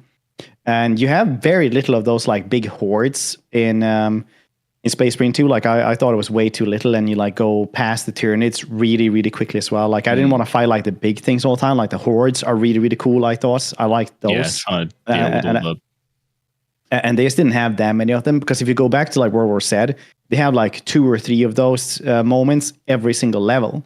And as soon as you go into like the scene stuff, like those moments just basically disappear. You know what? My favorite thing about Space Marine 2 was the in-between bits, like the bits where you're walking to your mission. And I would absolutely, one for the man that's only ever going to give you 3 Space Marines for whatever you want to do. Yeah. You know, I want to go into the Eye of Terror some more, and I want to please. punch Magnus in the dick, and he's like, I can give you 3 Space Marines. No more, matter no what you want less. to do. And then, exactly, no more, no less. There is only ever 3, but also just the little snippets of information. Like you found like this guy talking to a servitor. He's like, "What's wrong with you?" It's like, my spine's broken. He's like, "Oh, Christ again." Okay, go and do something else. I don't care. I would absolutely kill for like a what's it, like a thingy noir type Warhammer 40k third-person detective type thing. Yeah, everybody always on like a Space Marine ship during a battle or something. I'd be like, oh, that'd be the best thing ever. Yeah, everybody always raves on about like the best Warhammer books are always like the detective ones. Oh, they are. They're so good. Yeah. And I want that. That's what I want. Man, Satisfactory though is also something I've been playing a lot lately, among other things. But then I got to a stage where I was like, I can't be arsed with this anymore. Like just too much. You get to that point where you're like trying to connect like 15 things together. You're like, oh, I can't be bothered to work out how to. No, I was like, always have that. Like Factory, I think it's like Blue Science, isn't it? The third tier. It's just like this requires so much shit, and you either go so much stuff to do, never stop playing, or you quit right there. There's no in between. So I've struggled to get into like Satisfactory because I'm like, I need Factorio's like top-down view so I can see everything. I'm like, I can't. Where does everything go? I can't. No, I need to zoom out loads, and there's bugs everywhere. Yeah. But those are they're satisfying though. Yeah. But that, and I've been going through the Dungeons 4 DLC as well. Oh, what's that? Yeah, it's a Wild Western theme one. Oh, interesting. I did like Dungeons 4. Yeah, I really like Dungeons 4. I was like, I played through it twice, and then I was like, yeah, I'm done. And uninstall it. Play the DLC now. Good DLC. Not much else to it. That's good. I have played a game called Winnie's Hole. Excuse me. Sorry, what? I know. So you know that Winnie the platform Pooh. was that on? No. Well, is that one of those hidden games? During Steam Fest, if you scroll down far enough, you start getting into the weird to the curse section. Go noon. Is that one of those games that you got on like a CD out of a cereal? Yeah, basically one. No, so you know Winnie the Pooh kind of came off of copyright a few years back. Yeah. So he can now be used for anything as long as he's not wearing a red t-shirt. And if you took Winnie the Pooh, Darkest Dungeon, and The Thing and kind of squashed them together, you kind of end up with Winnie's Hole. Sounds cool. It's you're kind of We're like saying home or hole.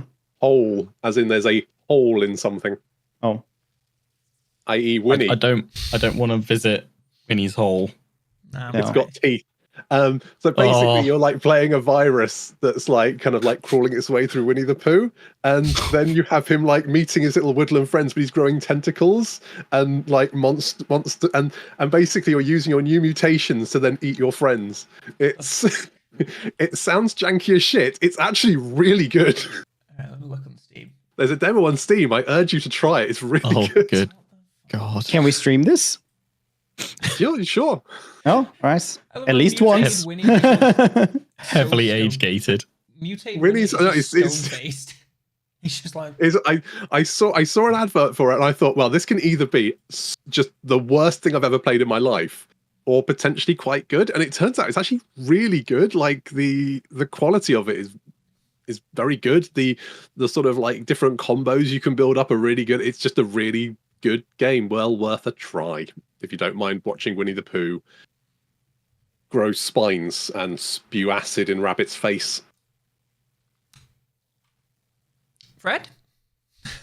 Anything? Well, I had done the Satisfactory and Dungeons 4 DLC, but other than that, I've done 5,000 games in between as well. Mechabellum just came out as well. That was a really good one. That was good multiplayer, honestly. You only ever lose because you feel like you did something bad, and then you don't understand it. What do you guys like? What's the next upcoming game or DLC you're looking forward to most? Dragon Ball Sparking, easily. I don't know what is. Whoa! Came out of nowhere. Yeah. Age of Wonders 4 DLCs. No, you know what? Oh yeah, Age of Wonders in a month. Yeah. Yeah, but what before that is Mech Warrior 5 Clans. Yes. I want that. Have you talked to somebody about that? Yes. I've sent an email and they've gone, I'll pass it on, and I suspect I'll hear nothing back. Yep. Never mind. I'll just buy it because I like big stompy mechs and shooting stuff. Yeah, it was really good. It's one of those few games like Mech Warrior 5. I have all everything like that, and I still understand it. I'll just play it, start it up, and just notice hey, my graphics card isn't really up for this anymore. It's just get really sad and just turn down the settings and go for that. If any of you Yeah, so other than Mech Warriors, it's definitely Age of Wonders, the upcoming DLC, which looks like it's going to make some really nice change. I do think Age of Wonders is probably the best thing Paradox have in their lineup at the moment. It's the least played though. It's Stellaris in a month as well, because they always release everything inside a week. The DLC for the last DLC for Stellaris was interesting, but it was quite a minor DLC. Yeah, but the next one is also going to be very minor. But then you can just be Trasin from 40k and just collect shits. It's like, behold, this is quite interesting. It's the type of giraffe, I think. It's like, yeah, I mean, I don't know. Nice, I guess. Yeah. +5 research. Yeah, I wanted to play more Age of Wonders 4, but like it just really tanked on my channel. So I was like, oh, okay. Yeah, I can't seem to find something that works for you. I'm sad because I really enjoy playing it, and it's very easy to have the Paradox games to learn. Yeah, I was hoping I could kind of just do like a straightforward let's play with it, and like it's just the first episode just didn't really do it. And I was like, oh, it's a shame, because then I got like a really small vocal part of the community that was like, oh, we'd love you to do more, and I'm like, I'd probably love to do more, but it's just like it's not gonna do.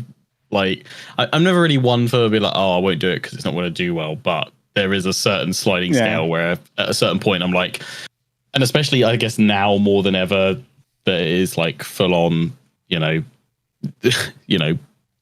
main income stream and everything else is like I can't and just the way with the algorithm, I can't purposely like tank my other content for the sake of me getting to do one that I really enjoy, unless I work insanely hard to somehow embody the best of that game and bring my community around to it. But also if it's I think the thing is with like Age of Wonders, to say like it's not have a particularly high player count, so it's only gonna appeal to its established community. It's not gonna do well particularly well even when new DLC comes out.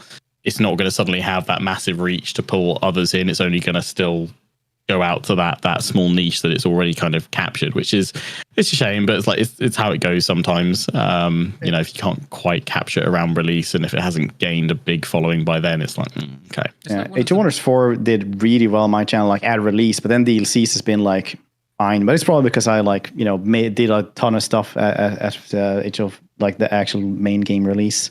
Some games are like that. Do you have any game that you like hate now, like, or like have bad feelings against just because it did poorly on your channel? Because I have a couple of those where it's just like didn't do too well, and then it's like, dang, that's goddamn game. It's like, no, it's not like have to be a bad game. You just like have bad feelings towards it. Thanks to that.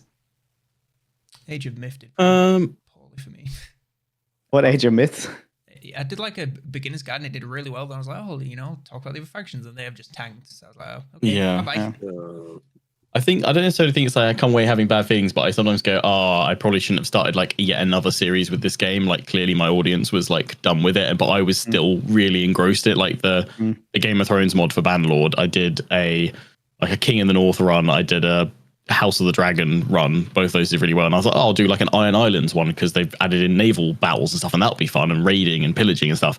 And that's just, it's really tapered off like way harder than I was kind of expecting. It just never picked up as anywhere near close to the others, and I was like, that probably means I've got to stop playing Bannerlord soon once I finish this one. But I think it's also like one of those things where people like certain factions and they don't want like certain things because I personally, I just don't give a shit about some stuff. Like the Iron Islands, for example, is from what I have from the show, for example, it's like, it's not even pirates. It's like rainy, dreary fishermen in armor, right? That just go around, swear and spit at each other, and then they're like, oh yeah, we could also go raiding. All right, but we never really see it. You're probably assholes.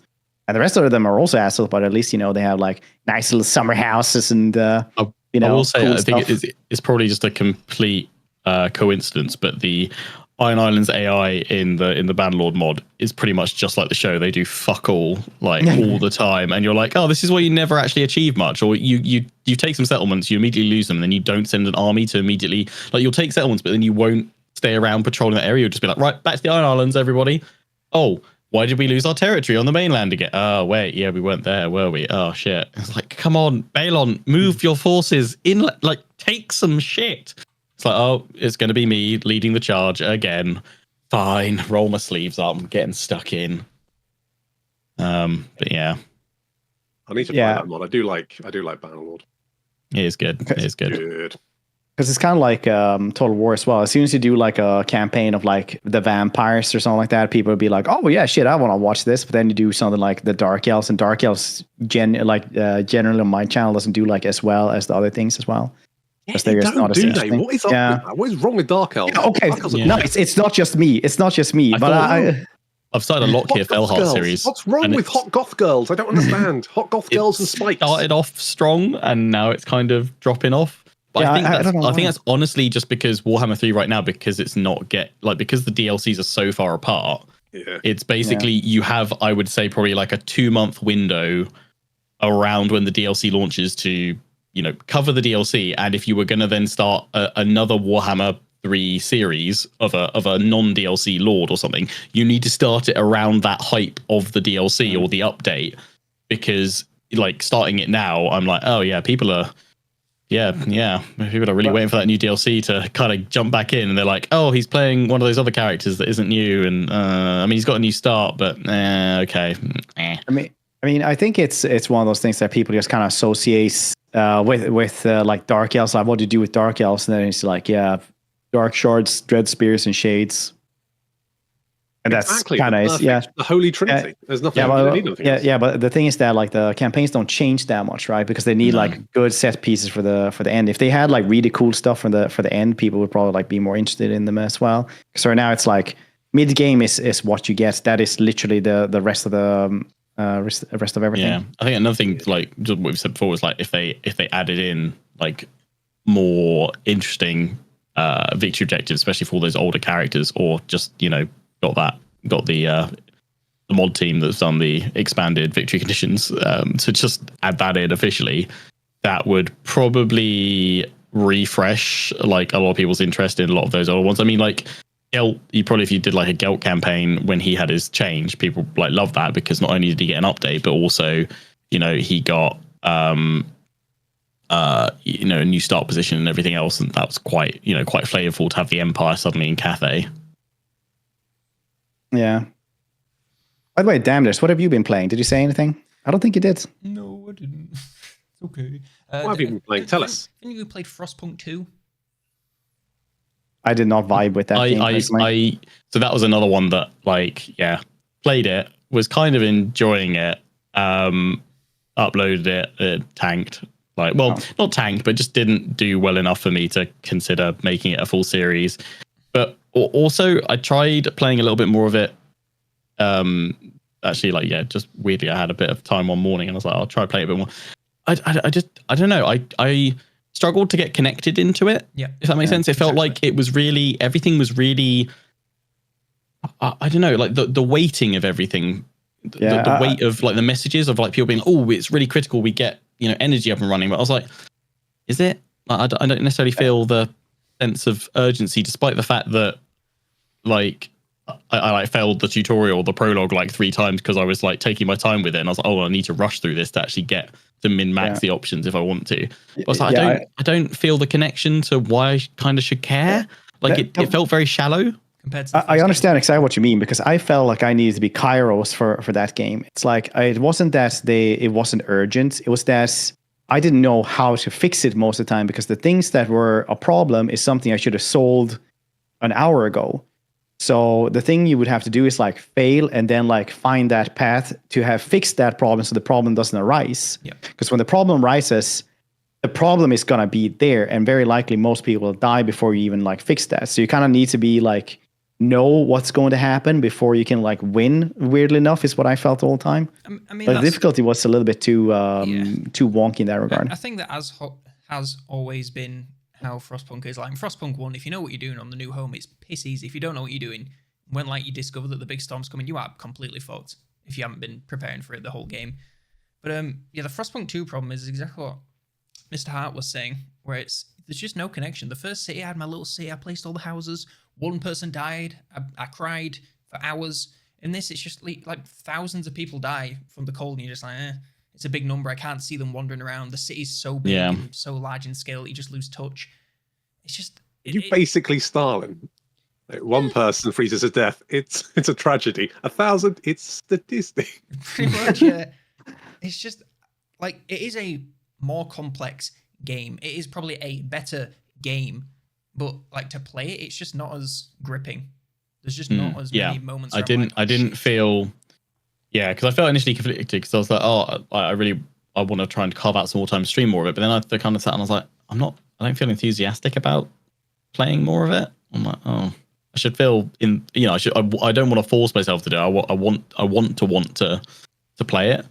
So yeah, I don't know. It's also, I guess, especially with doing like Let's Play content, you're constantly in an ebb and flow of like, you have to, I guess, learn to accept the the flow of the year of releases and lower points and stuff. Doesn't help right now that I've just come back from a holiday, so I know that everything's going to be crap for the next like week or two until it slowly builds back up, or until I start a new series, which is probably going to be the only thing that will actually really bring it up, because thanks algorithm for punishing me for actually taking some time off and spending some time with my family and having a healthy it's a 10 out of 10. Why don't you just quit? my view now is it's like well, there's got to be a video that's the 10 out of 10, so it's fine. There's always going to be one that's it's fine yesterday, so big celebration. But also at the same time, I'm just like, well, that just means that like everything after this is going to be bad. It's going to be a 10 sooner or later.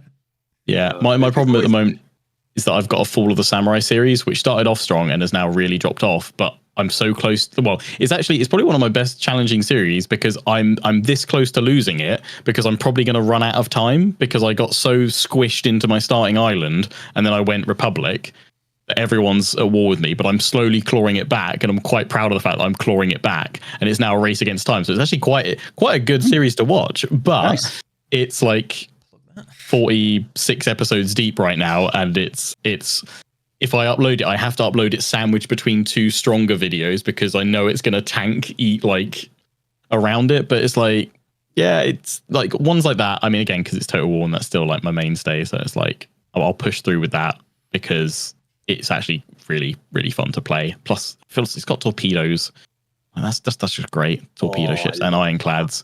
Honestly, Fall of the Samurai, I always flip between, like, do I prefer Attila most of the historicals or Fall of the Samurai?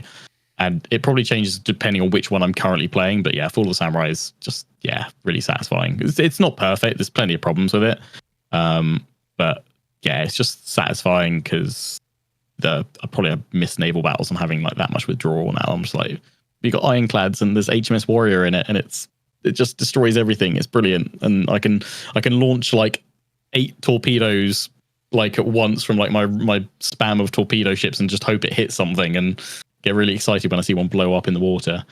But you turn the enemy navy into like, you basically give them a bullet hell to dodge. Yeah, just like dodge this, guys. Just get in range and then unleash all the torpedoes and just watch them, and then just see the AI move the ship at the last minute just to dodge all of them, and be like, Fall of the Samurai is probably one of the like 2 Total War games that actually have like good naval battles, and even then they sometimes just bug outs.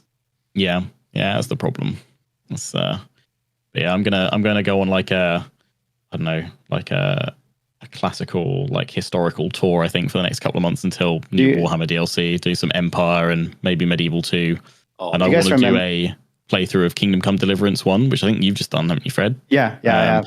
I want to, because I got like, I think 16 episodes deep in it, and I don't know, I think probably just other stuff came out that I really wanted to cover, and it probably wasn't doing amazingly, so I was like, I'm gonna move on from this. Or I think I'd made too many mistakes. I mean, my Twitch chat never forgave me for killing the dog at the start. You killed a dog? You sound like my Twitch chat. Yeah. They egged me on. I was like, look, it was when it's after like you do the prologue bit and you go back to Skalitz and it's all on fire, and there's the dog of, I think it's the town butcher that's like guarding his body, but he's got a load of gold on him. So I was like, well, that 400 gold would help me out early on. So I want to take the gold, and then the dog gets really angry, so I shot the dog. Troy McClure voice. I'm Lionheart. You might remember me for such episodes. This is why I killed that dog. Well, it's like if I play through it this time, I mustn't kill the dog. I'll restore myself this time by not killing the dog.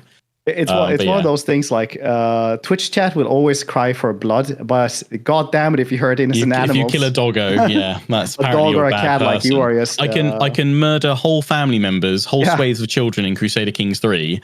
Nobody bats an eyelid. Still got my dad of the year cup. It's fine. But you kill one dog in Kingdom Come Deliverance. You're the dog killer. Yeah. Hate you for that. But yeah, I want to play through that ready for number 2. That'd be good. So Frostpunk 2 kind of suck. But yeah, I try to do like one big story game every year, like one single player story game, and it's usually pretty good memes. Like Shadow of War was fantastic because one of the I found a insane orc. I have like tons of anime memes on my channel. So one orc was completely broken when we found him, and he just went around saying like "ooh woo, ooh woo woo woo, ooh woo." He was just a menace as well. And then he would just come back from the dead. He just like have like stitches on his neck or something. He was like standing on a cliff, and he would just hear like "ooh woo," and he'd be like, "No, he's back." Imagine if that's where the whole "ooh woo" started. Just it's that orc going around your game. Yeah, ooh woo. Gives a very different kind of energy. Yeah, so now still it's like the Ubu orc is back. I wish they had locked off that system because that'd be so good in so many different games. The Nemesis system. Yeah, it's copyrighted, so you can't have it. It's such BS. The Wonder Woman game is gonna have it for some reason. I still get some people like they'll like message me and like send a screenshot of like they've still found like a Nemesis that killed me from ages ago, but like because we're friends or whatever, it brings it into theirs, and they're like, "Hey, I avenged you," and I'm like, "Oh, that's cool." Yeah, that's a fun little system of like bringing you into other people's games and like having that Avenger system. It's nice. It was a really cool game. I really like that game because they had to fix it. Like a lot of things that generation, they just like released it. Then it's like, that's kind of shit. We'll just fix it a couple of months later. Then they fixed it, and it was goddamn one of the best sequels out there. But it's one of those like Battlefront 2 where you have to remind people that they actually fixed this. Because even now people are just going to be like, I don't like loot boxes. I would never play Shadow of War. It's like, they removed those like, I don't know, 7 years ago. They went. At this point. Bro, as an Overwatch 2 player, bring back the loot boxes, honestly. The monetization in that game is ass. Bring back the loot box. I would rather have that shit that we've got now. Welcome to 2024 gaming. Bring back the loot boxes. No more battle passes. I don't have time. Oh, each skin is £20. Oof. Yeah, I played Overwatch 1. I never got into 2.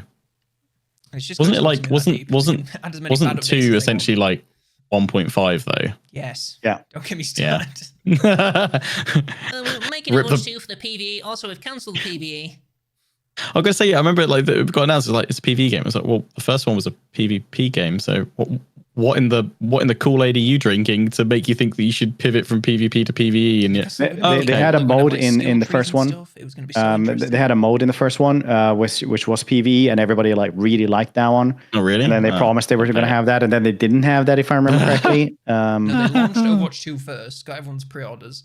Game came out, and they're like, PvE, it's coming right around the corner. JK is cancelled. We're not doing it. Yeah. And then I stopped playing for like 6 months, and then came back because they made everyone free, because before you had to buy the battle pass to get the new character, and it was like £15 every 3 months. And the new characters were always broken as shit. So they really nailed that one, lads. Anyway. I'm not bitter. It's fine. Yeah, I've moved on. Yeah, it's fine. One game though that I would like to see is Battlefront 2, but Warhammer 40k. I've been saying this for years. I tweet at EA and DICE every single year, like, make Warhammer 40k Battlefront. Because without the loot boxes, sorry. Wasn't that just what was it? Dark Crusade? Was it called Dark Crusade? That was the RTS one. Burning Crusade. You're thinking of the one where you had like the MMO shits. Yeah, but no, I'm thinking like Battlefront 2, where you're like playing as grunts, and then if you do really well, you like unlock one of the dudes to play as, like a Space Marine or a Chaos Space Marine, or a cooler Necron or a big Tyraniid, stuff like that. That would be really, really cool. It's kind of times like this where like Warhammer and 40k are so prevalent now. It's like, it makes me sad that I completely missed Warhammer Online. And that was that's really good. I know you. Yeah, I can't. I think is I swear I'm not a graphic snob, but I'm a little bit of a graphic snob when it's same. old. Like I would quite happily just become a Lotro streamer, but I just can't force myself to play like an early 2000s UI MMO anymore. I can't do it. The looks, it's the jank and like the it's just it's so spiky jank. It's just like, oh please. But surely if they did it right, they could make an absolute fortune now on like a new Warhammer themed MMO. Surely.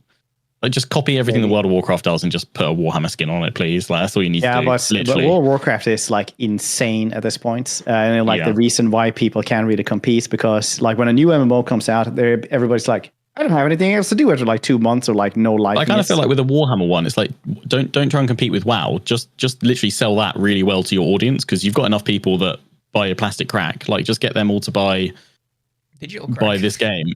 Yeah, buy the video.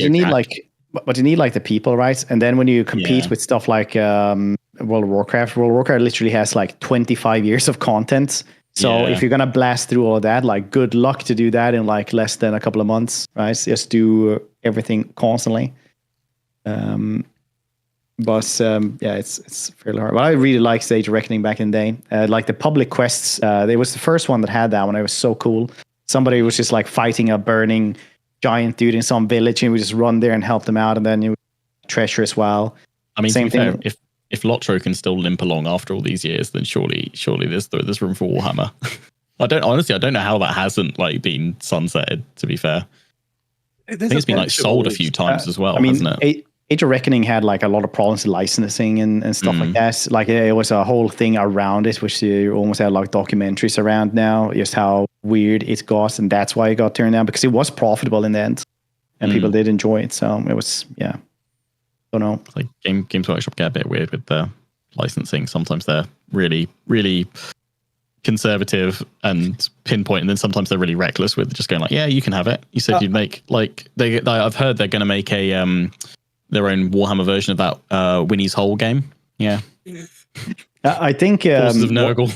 I think Games Workshop, I have a friend who was making a game, and he told me that it was actually I have two friends who were making games, and they both like try to make it like Warhammer-esque IP. And they said like the contracts that you get are like almost selling your soul, because it's like it has like all the lore accurate stuff has to be there. Then they take like a big chunk of the profits as well.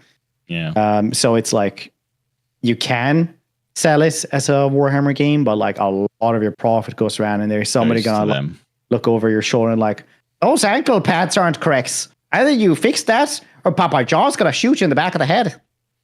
It's like developing a game with a chat behind, just looking at everything. Yeah. I'd love another Chaos Gate game though. That was good. I think it's actually my favorite 40k game, like of recent years. Space Marine 2. Dark Tide. No, I think Chaos Gate. I like that. They really scratched like the XCOM itch well, and I enjoyed the story of it. And like Grey Knights. Also I know I really enjoyed it because I was this close to financially crippling myself by suddenly starting to collect Grey Knights, and I managed to stop myself at the last minute. I don't know how I had the strength of will to do that, to be honest. If you like the XCOM games, Tactical Breach Wizards got released like a month ago or so. It's a fantastic game, really good writing and everything, like good XCOM-esque fights and stuff like that. Yeah, it's really good. It's not like, make a unit and see how far it goes, because you have like these predetermined dudes, but it's good little puzzles for like figuring out every level and such. Yeah. I can't believe they've never made a good Necromunda game. Necromunda is such Hired a good IP.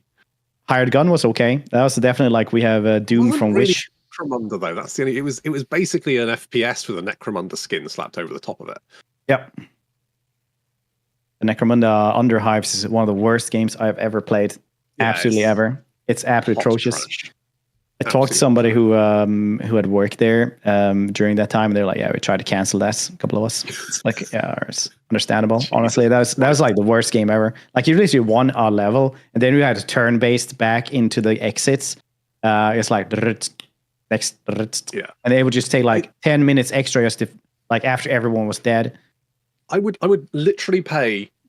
Well, I'd have to pay money for it unless I got the key for free. But I would pay for a game which was basically like Xenonauts / old XCOM, but in Necromunda, and you could have your little gangers, and I would like to see my little gangers get like headshot and die, and then have to go, well, time to get some more Juves in here and arm them up with an auto pistol and see if they manage to make their way up to Ganger. That's what I want. I want a game that is brutal. I want to see my guys die horribly and have to replace them and slowly claw their way up to god status. That's the game I want. Why isn't someone making it for me?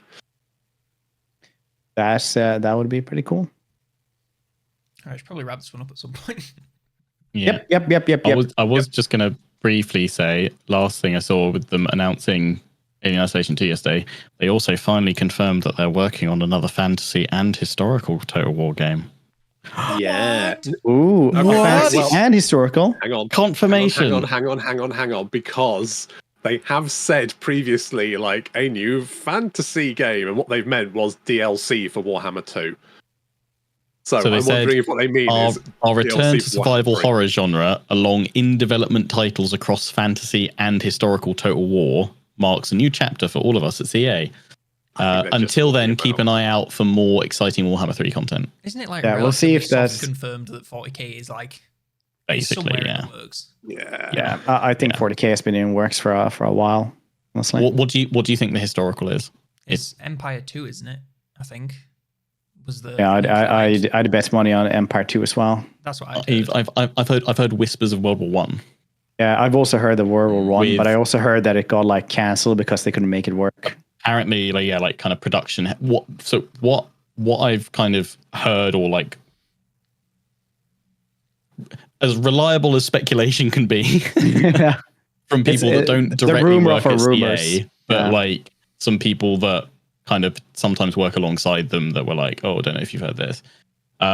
Was that essentially, and this is also a lot of it's kind of my speculation, is that you know how Empire Total War essentially has been the platform for all Total Wars since 2009, like Yeah, that core the bit. Warscape engine. From what I had heard, the speculation was that the next historical was essentially going to be the new Empire in terms of it being the platform to drive things forward. That doesn't necessarily mean a brand new engine, but I think finally really diving in and clearing as much tech debt and spaghetti code as possible to actually have a firmer foundation to work from. At least that was the I've heard that as well, that And they have a team now the- cleaning up. idea was that then 40k would be almost the refined version of the historical, and that they would use a lot of the stuff they were developing for the historical to work into 40k, which supposedly strengthened the argument that it could well be World War One, because a lot of like the artillery and early tank stuff and the general warfare and things like that could well be adapted for 40k. Then, as Fred said, like, I've heard that apparently the World War One title's kind of been going through development hell. Apparently most titles at CA, to be fair, go through that anyway, so no change there. But probably given what they've gone through in the last like 12 to 18 months, that's kind of no surprise either. And also sounds like, again, that those pesky upper managers, dabbling. But supposedly that one has potentially been paused, not completely scuttled, but I think the idea was that the historical would come out next, then 40k. I think perhaps it's more likely now that we might see a 40k or whatever the next fantasy is, and then that historical afterwards, and instead they'll refine stuff from 40k back to the historical. They've built enough up that they can use it as a foundation, and also probably they're looking at what financially is going to make us the most money the quickest, but like 40k just prints money. So that's kind of the general rumor mill I've heard going forward. Wouldn't be surprised if that changes, and maybe they built up enough kind of new tech on that historical foundation to go, actually we'll do something earlier, we'll do like Empire 2 or whatever instead. But it'll hopefully, like 2025 is going to be at least interesting for announcements, perhaps, because I think that's when we'll start hearing stuff. Kind of got to alongside more Warhammer 3 stuff, which feels like they're starting to hit their stride again. I'm also going to preface this for anyone listening. That's the things that, since we're all in like the Creative Assembly, Total War Warhammer Partner Program, like the things we know from there, we wouldn't like talk about in this way. This is like rumors of rumors. This is all rumors and public speculation, everything that is out there, and educated guesses from us. Yeah. But that's basically what I've also. I really hope it's 40k and not 30k. I don't want 4 factions and all of them Space Marines just with different colors. I'd like to say I don't think they'd be that silly, but they would. It's a lot less work to make one faction and then just change the color. They could still do that with 40k though, couldn't they? To be fair.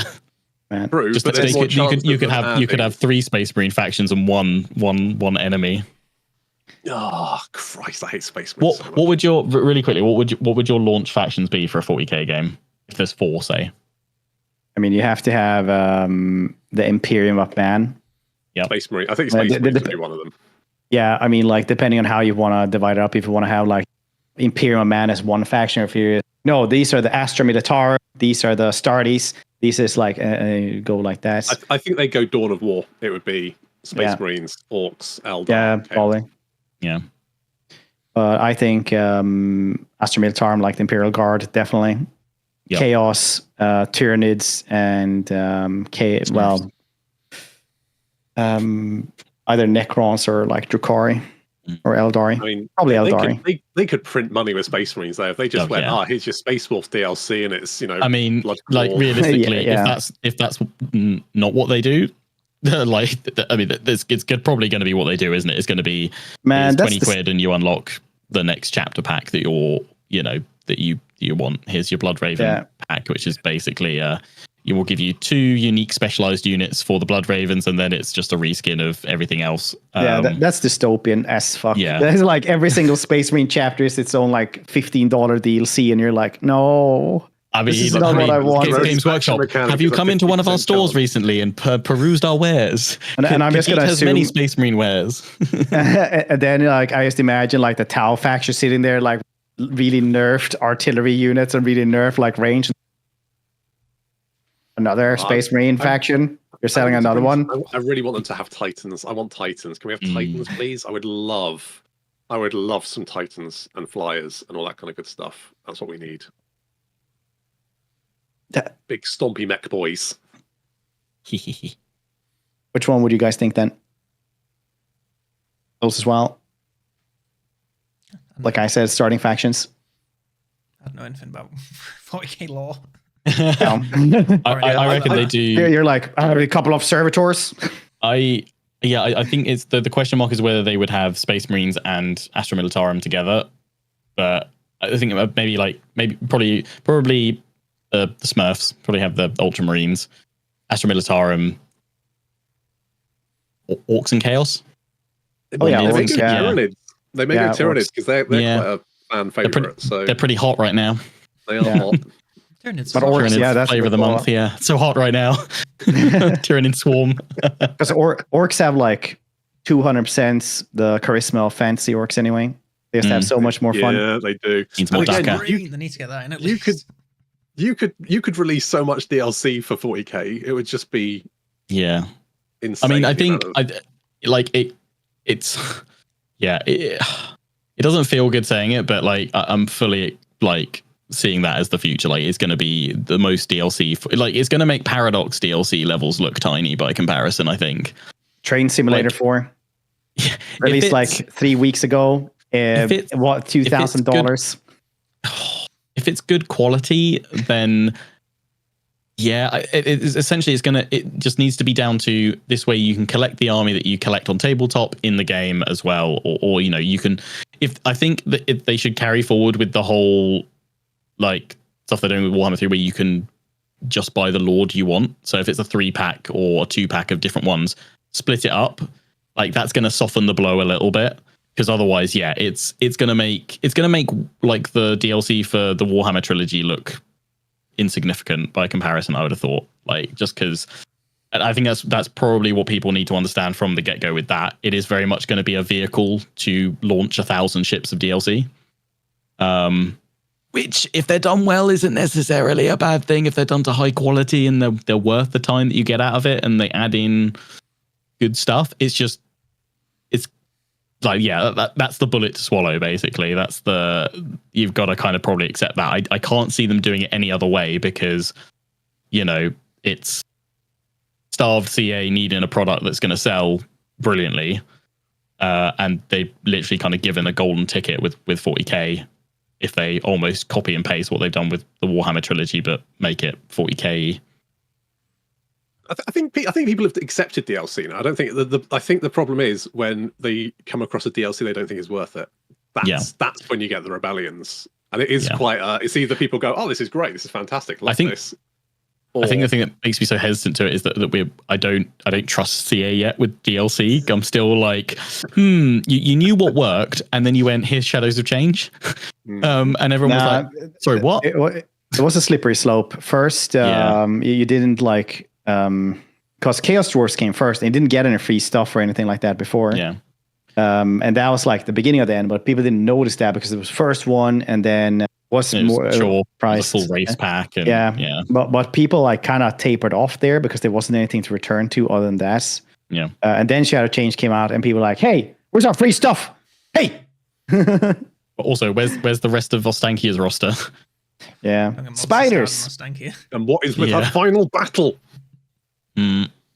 Doesn't make any sense. Why are we fighting the Empire? Where does the Skaven come from? What the fuck is going on?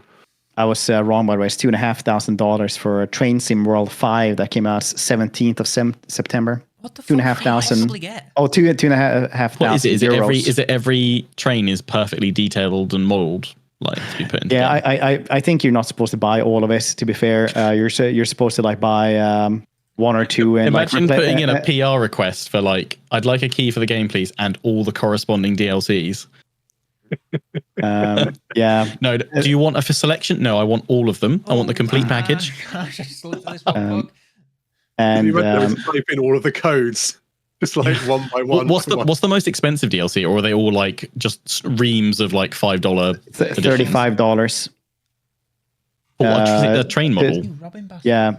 $35 he says, to looking at his stack of unopened Necrons. $35 for an unopened box. I can't. I think that's the problem with DLC, and what people also have a problem with DLC now is that it's really like, before you could buy like for $40, you would actually buy an expansion, right? Yeah. But this is like for all old people like me who remember the how angry people were at Total War Empire, right?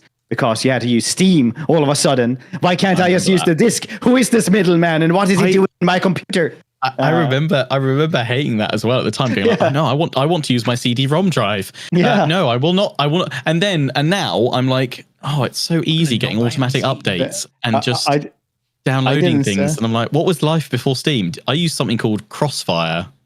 Yeah. Or Xfire before then. Yeah. Yeah, it's like Spy. What was it called? Spy. Not on Steam. Yeah. What was it called? The thing you use for multiplayer? Spy. GameSpy. Yeah. GameSpy Arcade to get the we overly Necron green interface on everything to connect to the servers. Everything was like the Matrix green. I remember going on to CA's Winamp website to download Medieval 2 patches. I remember going on. They had like the repository. You had to do it again. Yeah.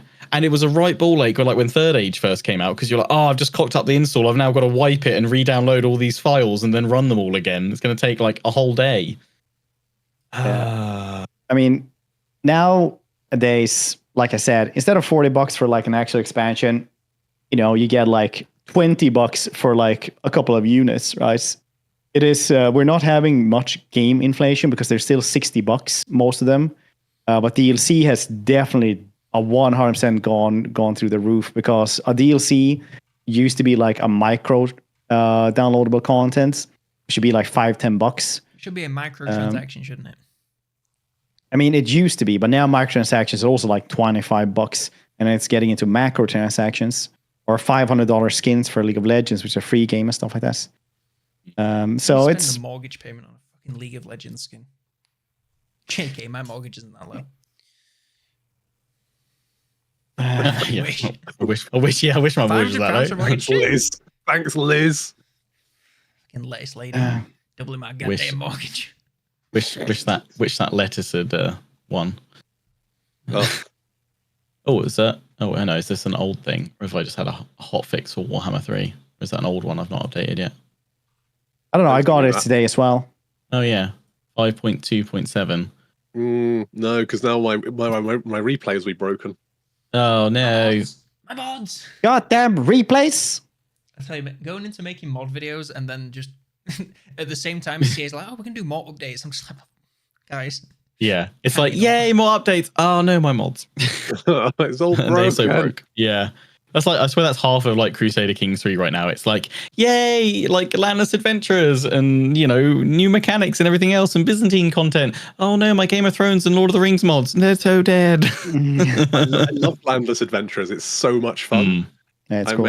I made like a sexy little dwarf boy and traveled around the United Kingdom, impregnating as many of the ladies as I could.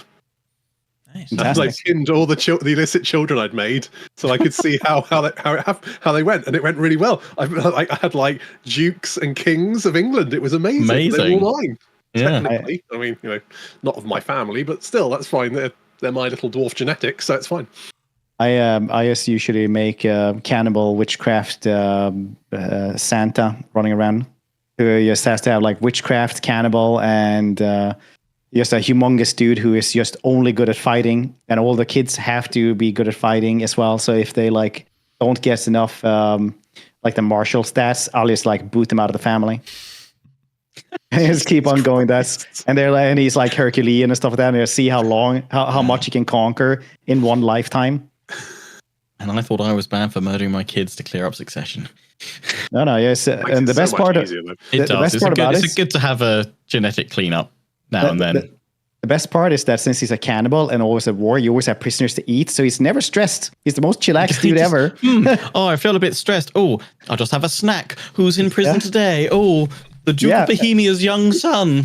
It's like a screaming man. He's like, I'm so sorry, I'm a stress eater. What can I say? Yeah. And then just let go of my leg. I'm sorry, but it's so succulent. I've just been having an awful day. You're not using it anyway. I'm hanging you from the rafters. Tastes like chicken. Crusader Kings is so good, but yeah, I'd really do like the Landless Adventurers. It's a lot of fun. It's such a cool, different way to play it. Brilliant. I mean, they did nerf a lot of cool stuff they had at launch. Like you could just keep kidnapping the Pope and eat him as well. That was also good. Yeah, eating the Pope. Yeah, I used to like things like banish if you abduct your bishop and then banish them, and you get like 4k gold that they just got from temple taxes. That was great.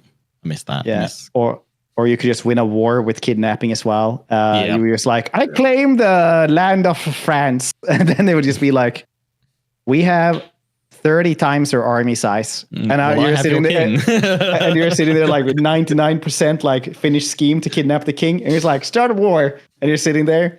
And he's like, attack, and then he's just in your dungeon. He's like, what happened? How did I get here? Would you like to discuss the terms of surrender? So that's a wild night out in the town. What I love about Crusader Kings is that there's so many just random and weird shit that you can get into. I'm surprised at how much the game lets you do, to be honest. Yeah, they did nerf the kidnapping and stuff, though. It's really hard to kidnap and eat the Pope now. Really, really difficult. But that is a game where we've AI so you can as easily get the Pope and eat him. Hell of a match, but that's a game where the AI doesn't actually need to be like particularly smart. No, because it has to be a level, but you've got enough stuff to be getting on with. Success chance and the rolls, isn't it? Just screwing you up anyway. Yes, or just you don't really care. Here's a plague coming along to kill you all. Yeah. It's a proper stand. The plague just came and killed me in 5 minutes. I was like, okay, that was fun. I'm gonna stop. I forgot there was a plague, and then I hosted a tournament, and I was just like, "Oh, we're all leaving the confines of the castle where we've been secluded." And then suddenly I was like, "Hang on, why is everyone dying?" Oh, I think I went through 3 wives, going, "Why do I keep dying?" And then suddenly I saw like the red rat eyes, and I was like, "Oh god, I've got a great spring sickness or something, just killing everyone." I was like, "Oh, through 3 wives," and it's like, "Boy, they sure don't make him as they used to anymore." Yeah, they're not so. These wives, they're not healthy. What's going on? Oh wait, yeah, plague everywhere. Yeah. Oh yeah. My heir's disfigured. My 2 of my wives are dead. The other one, we're not sure if she's going to make it. My main character's fine somehow. So that's good. During the early access of the Plague DLC, I tried playing as Cornwall, and I had a plague run through my entire court. I ended up with 2 people left. One of them a child, which was my character, and then literally the most useless person in my court who had somehow managed to survive. The only one out of like 20 people. The rest of them had dropped dead. My court was 2 people.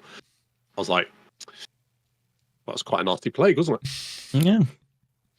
Unfortunate you didn't seclude yourselves properly. just the idiot survived. Just the one, the inbred idiot.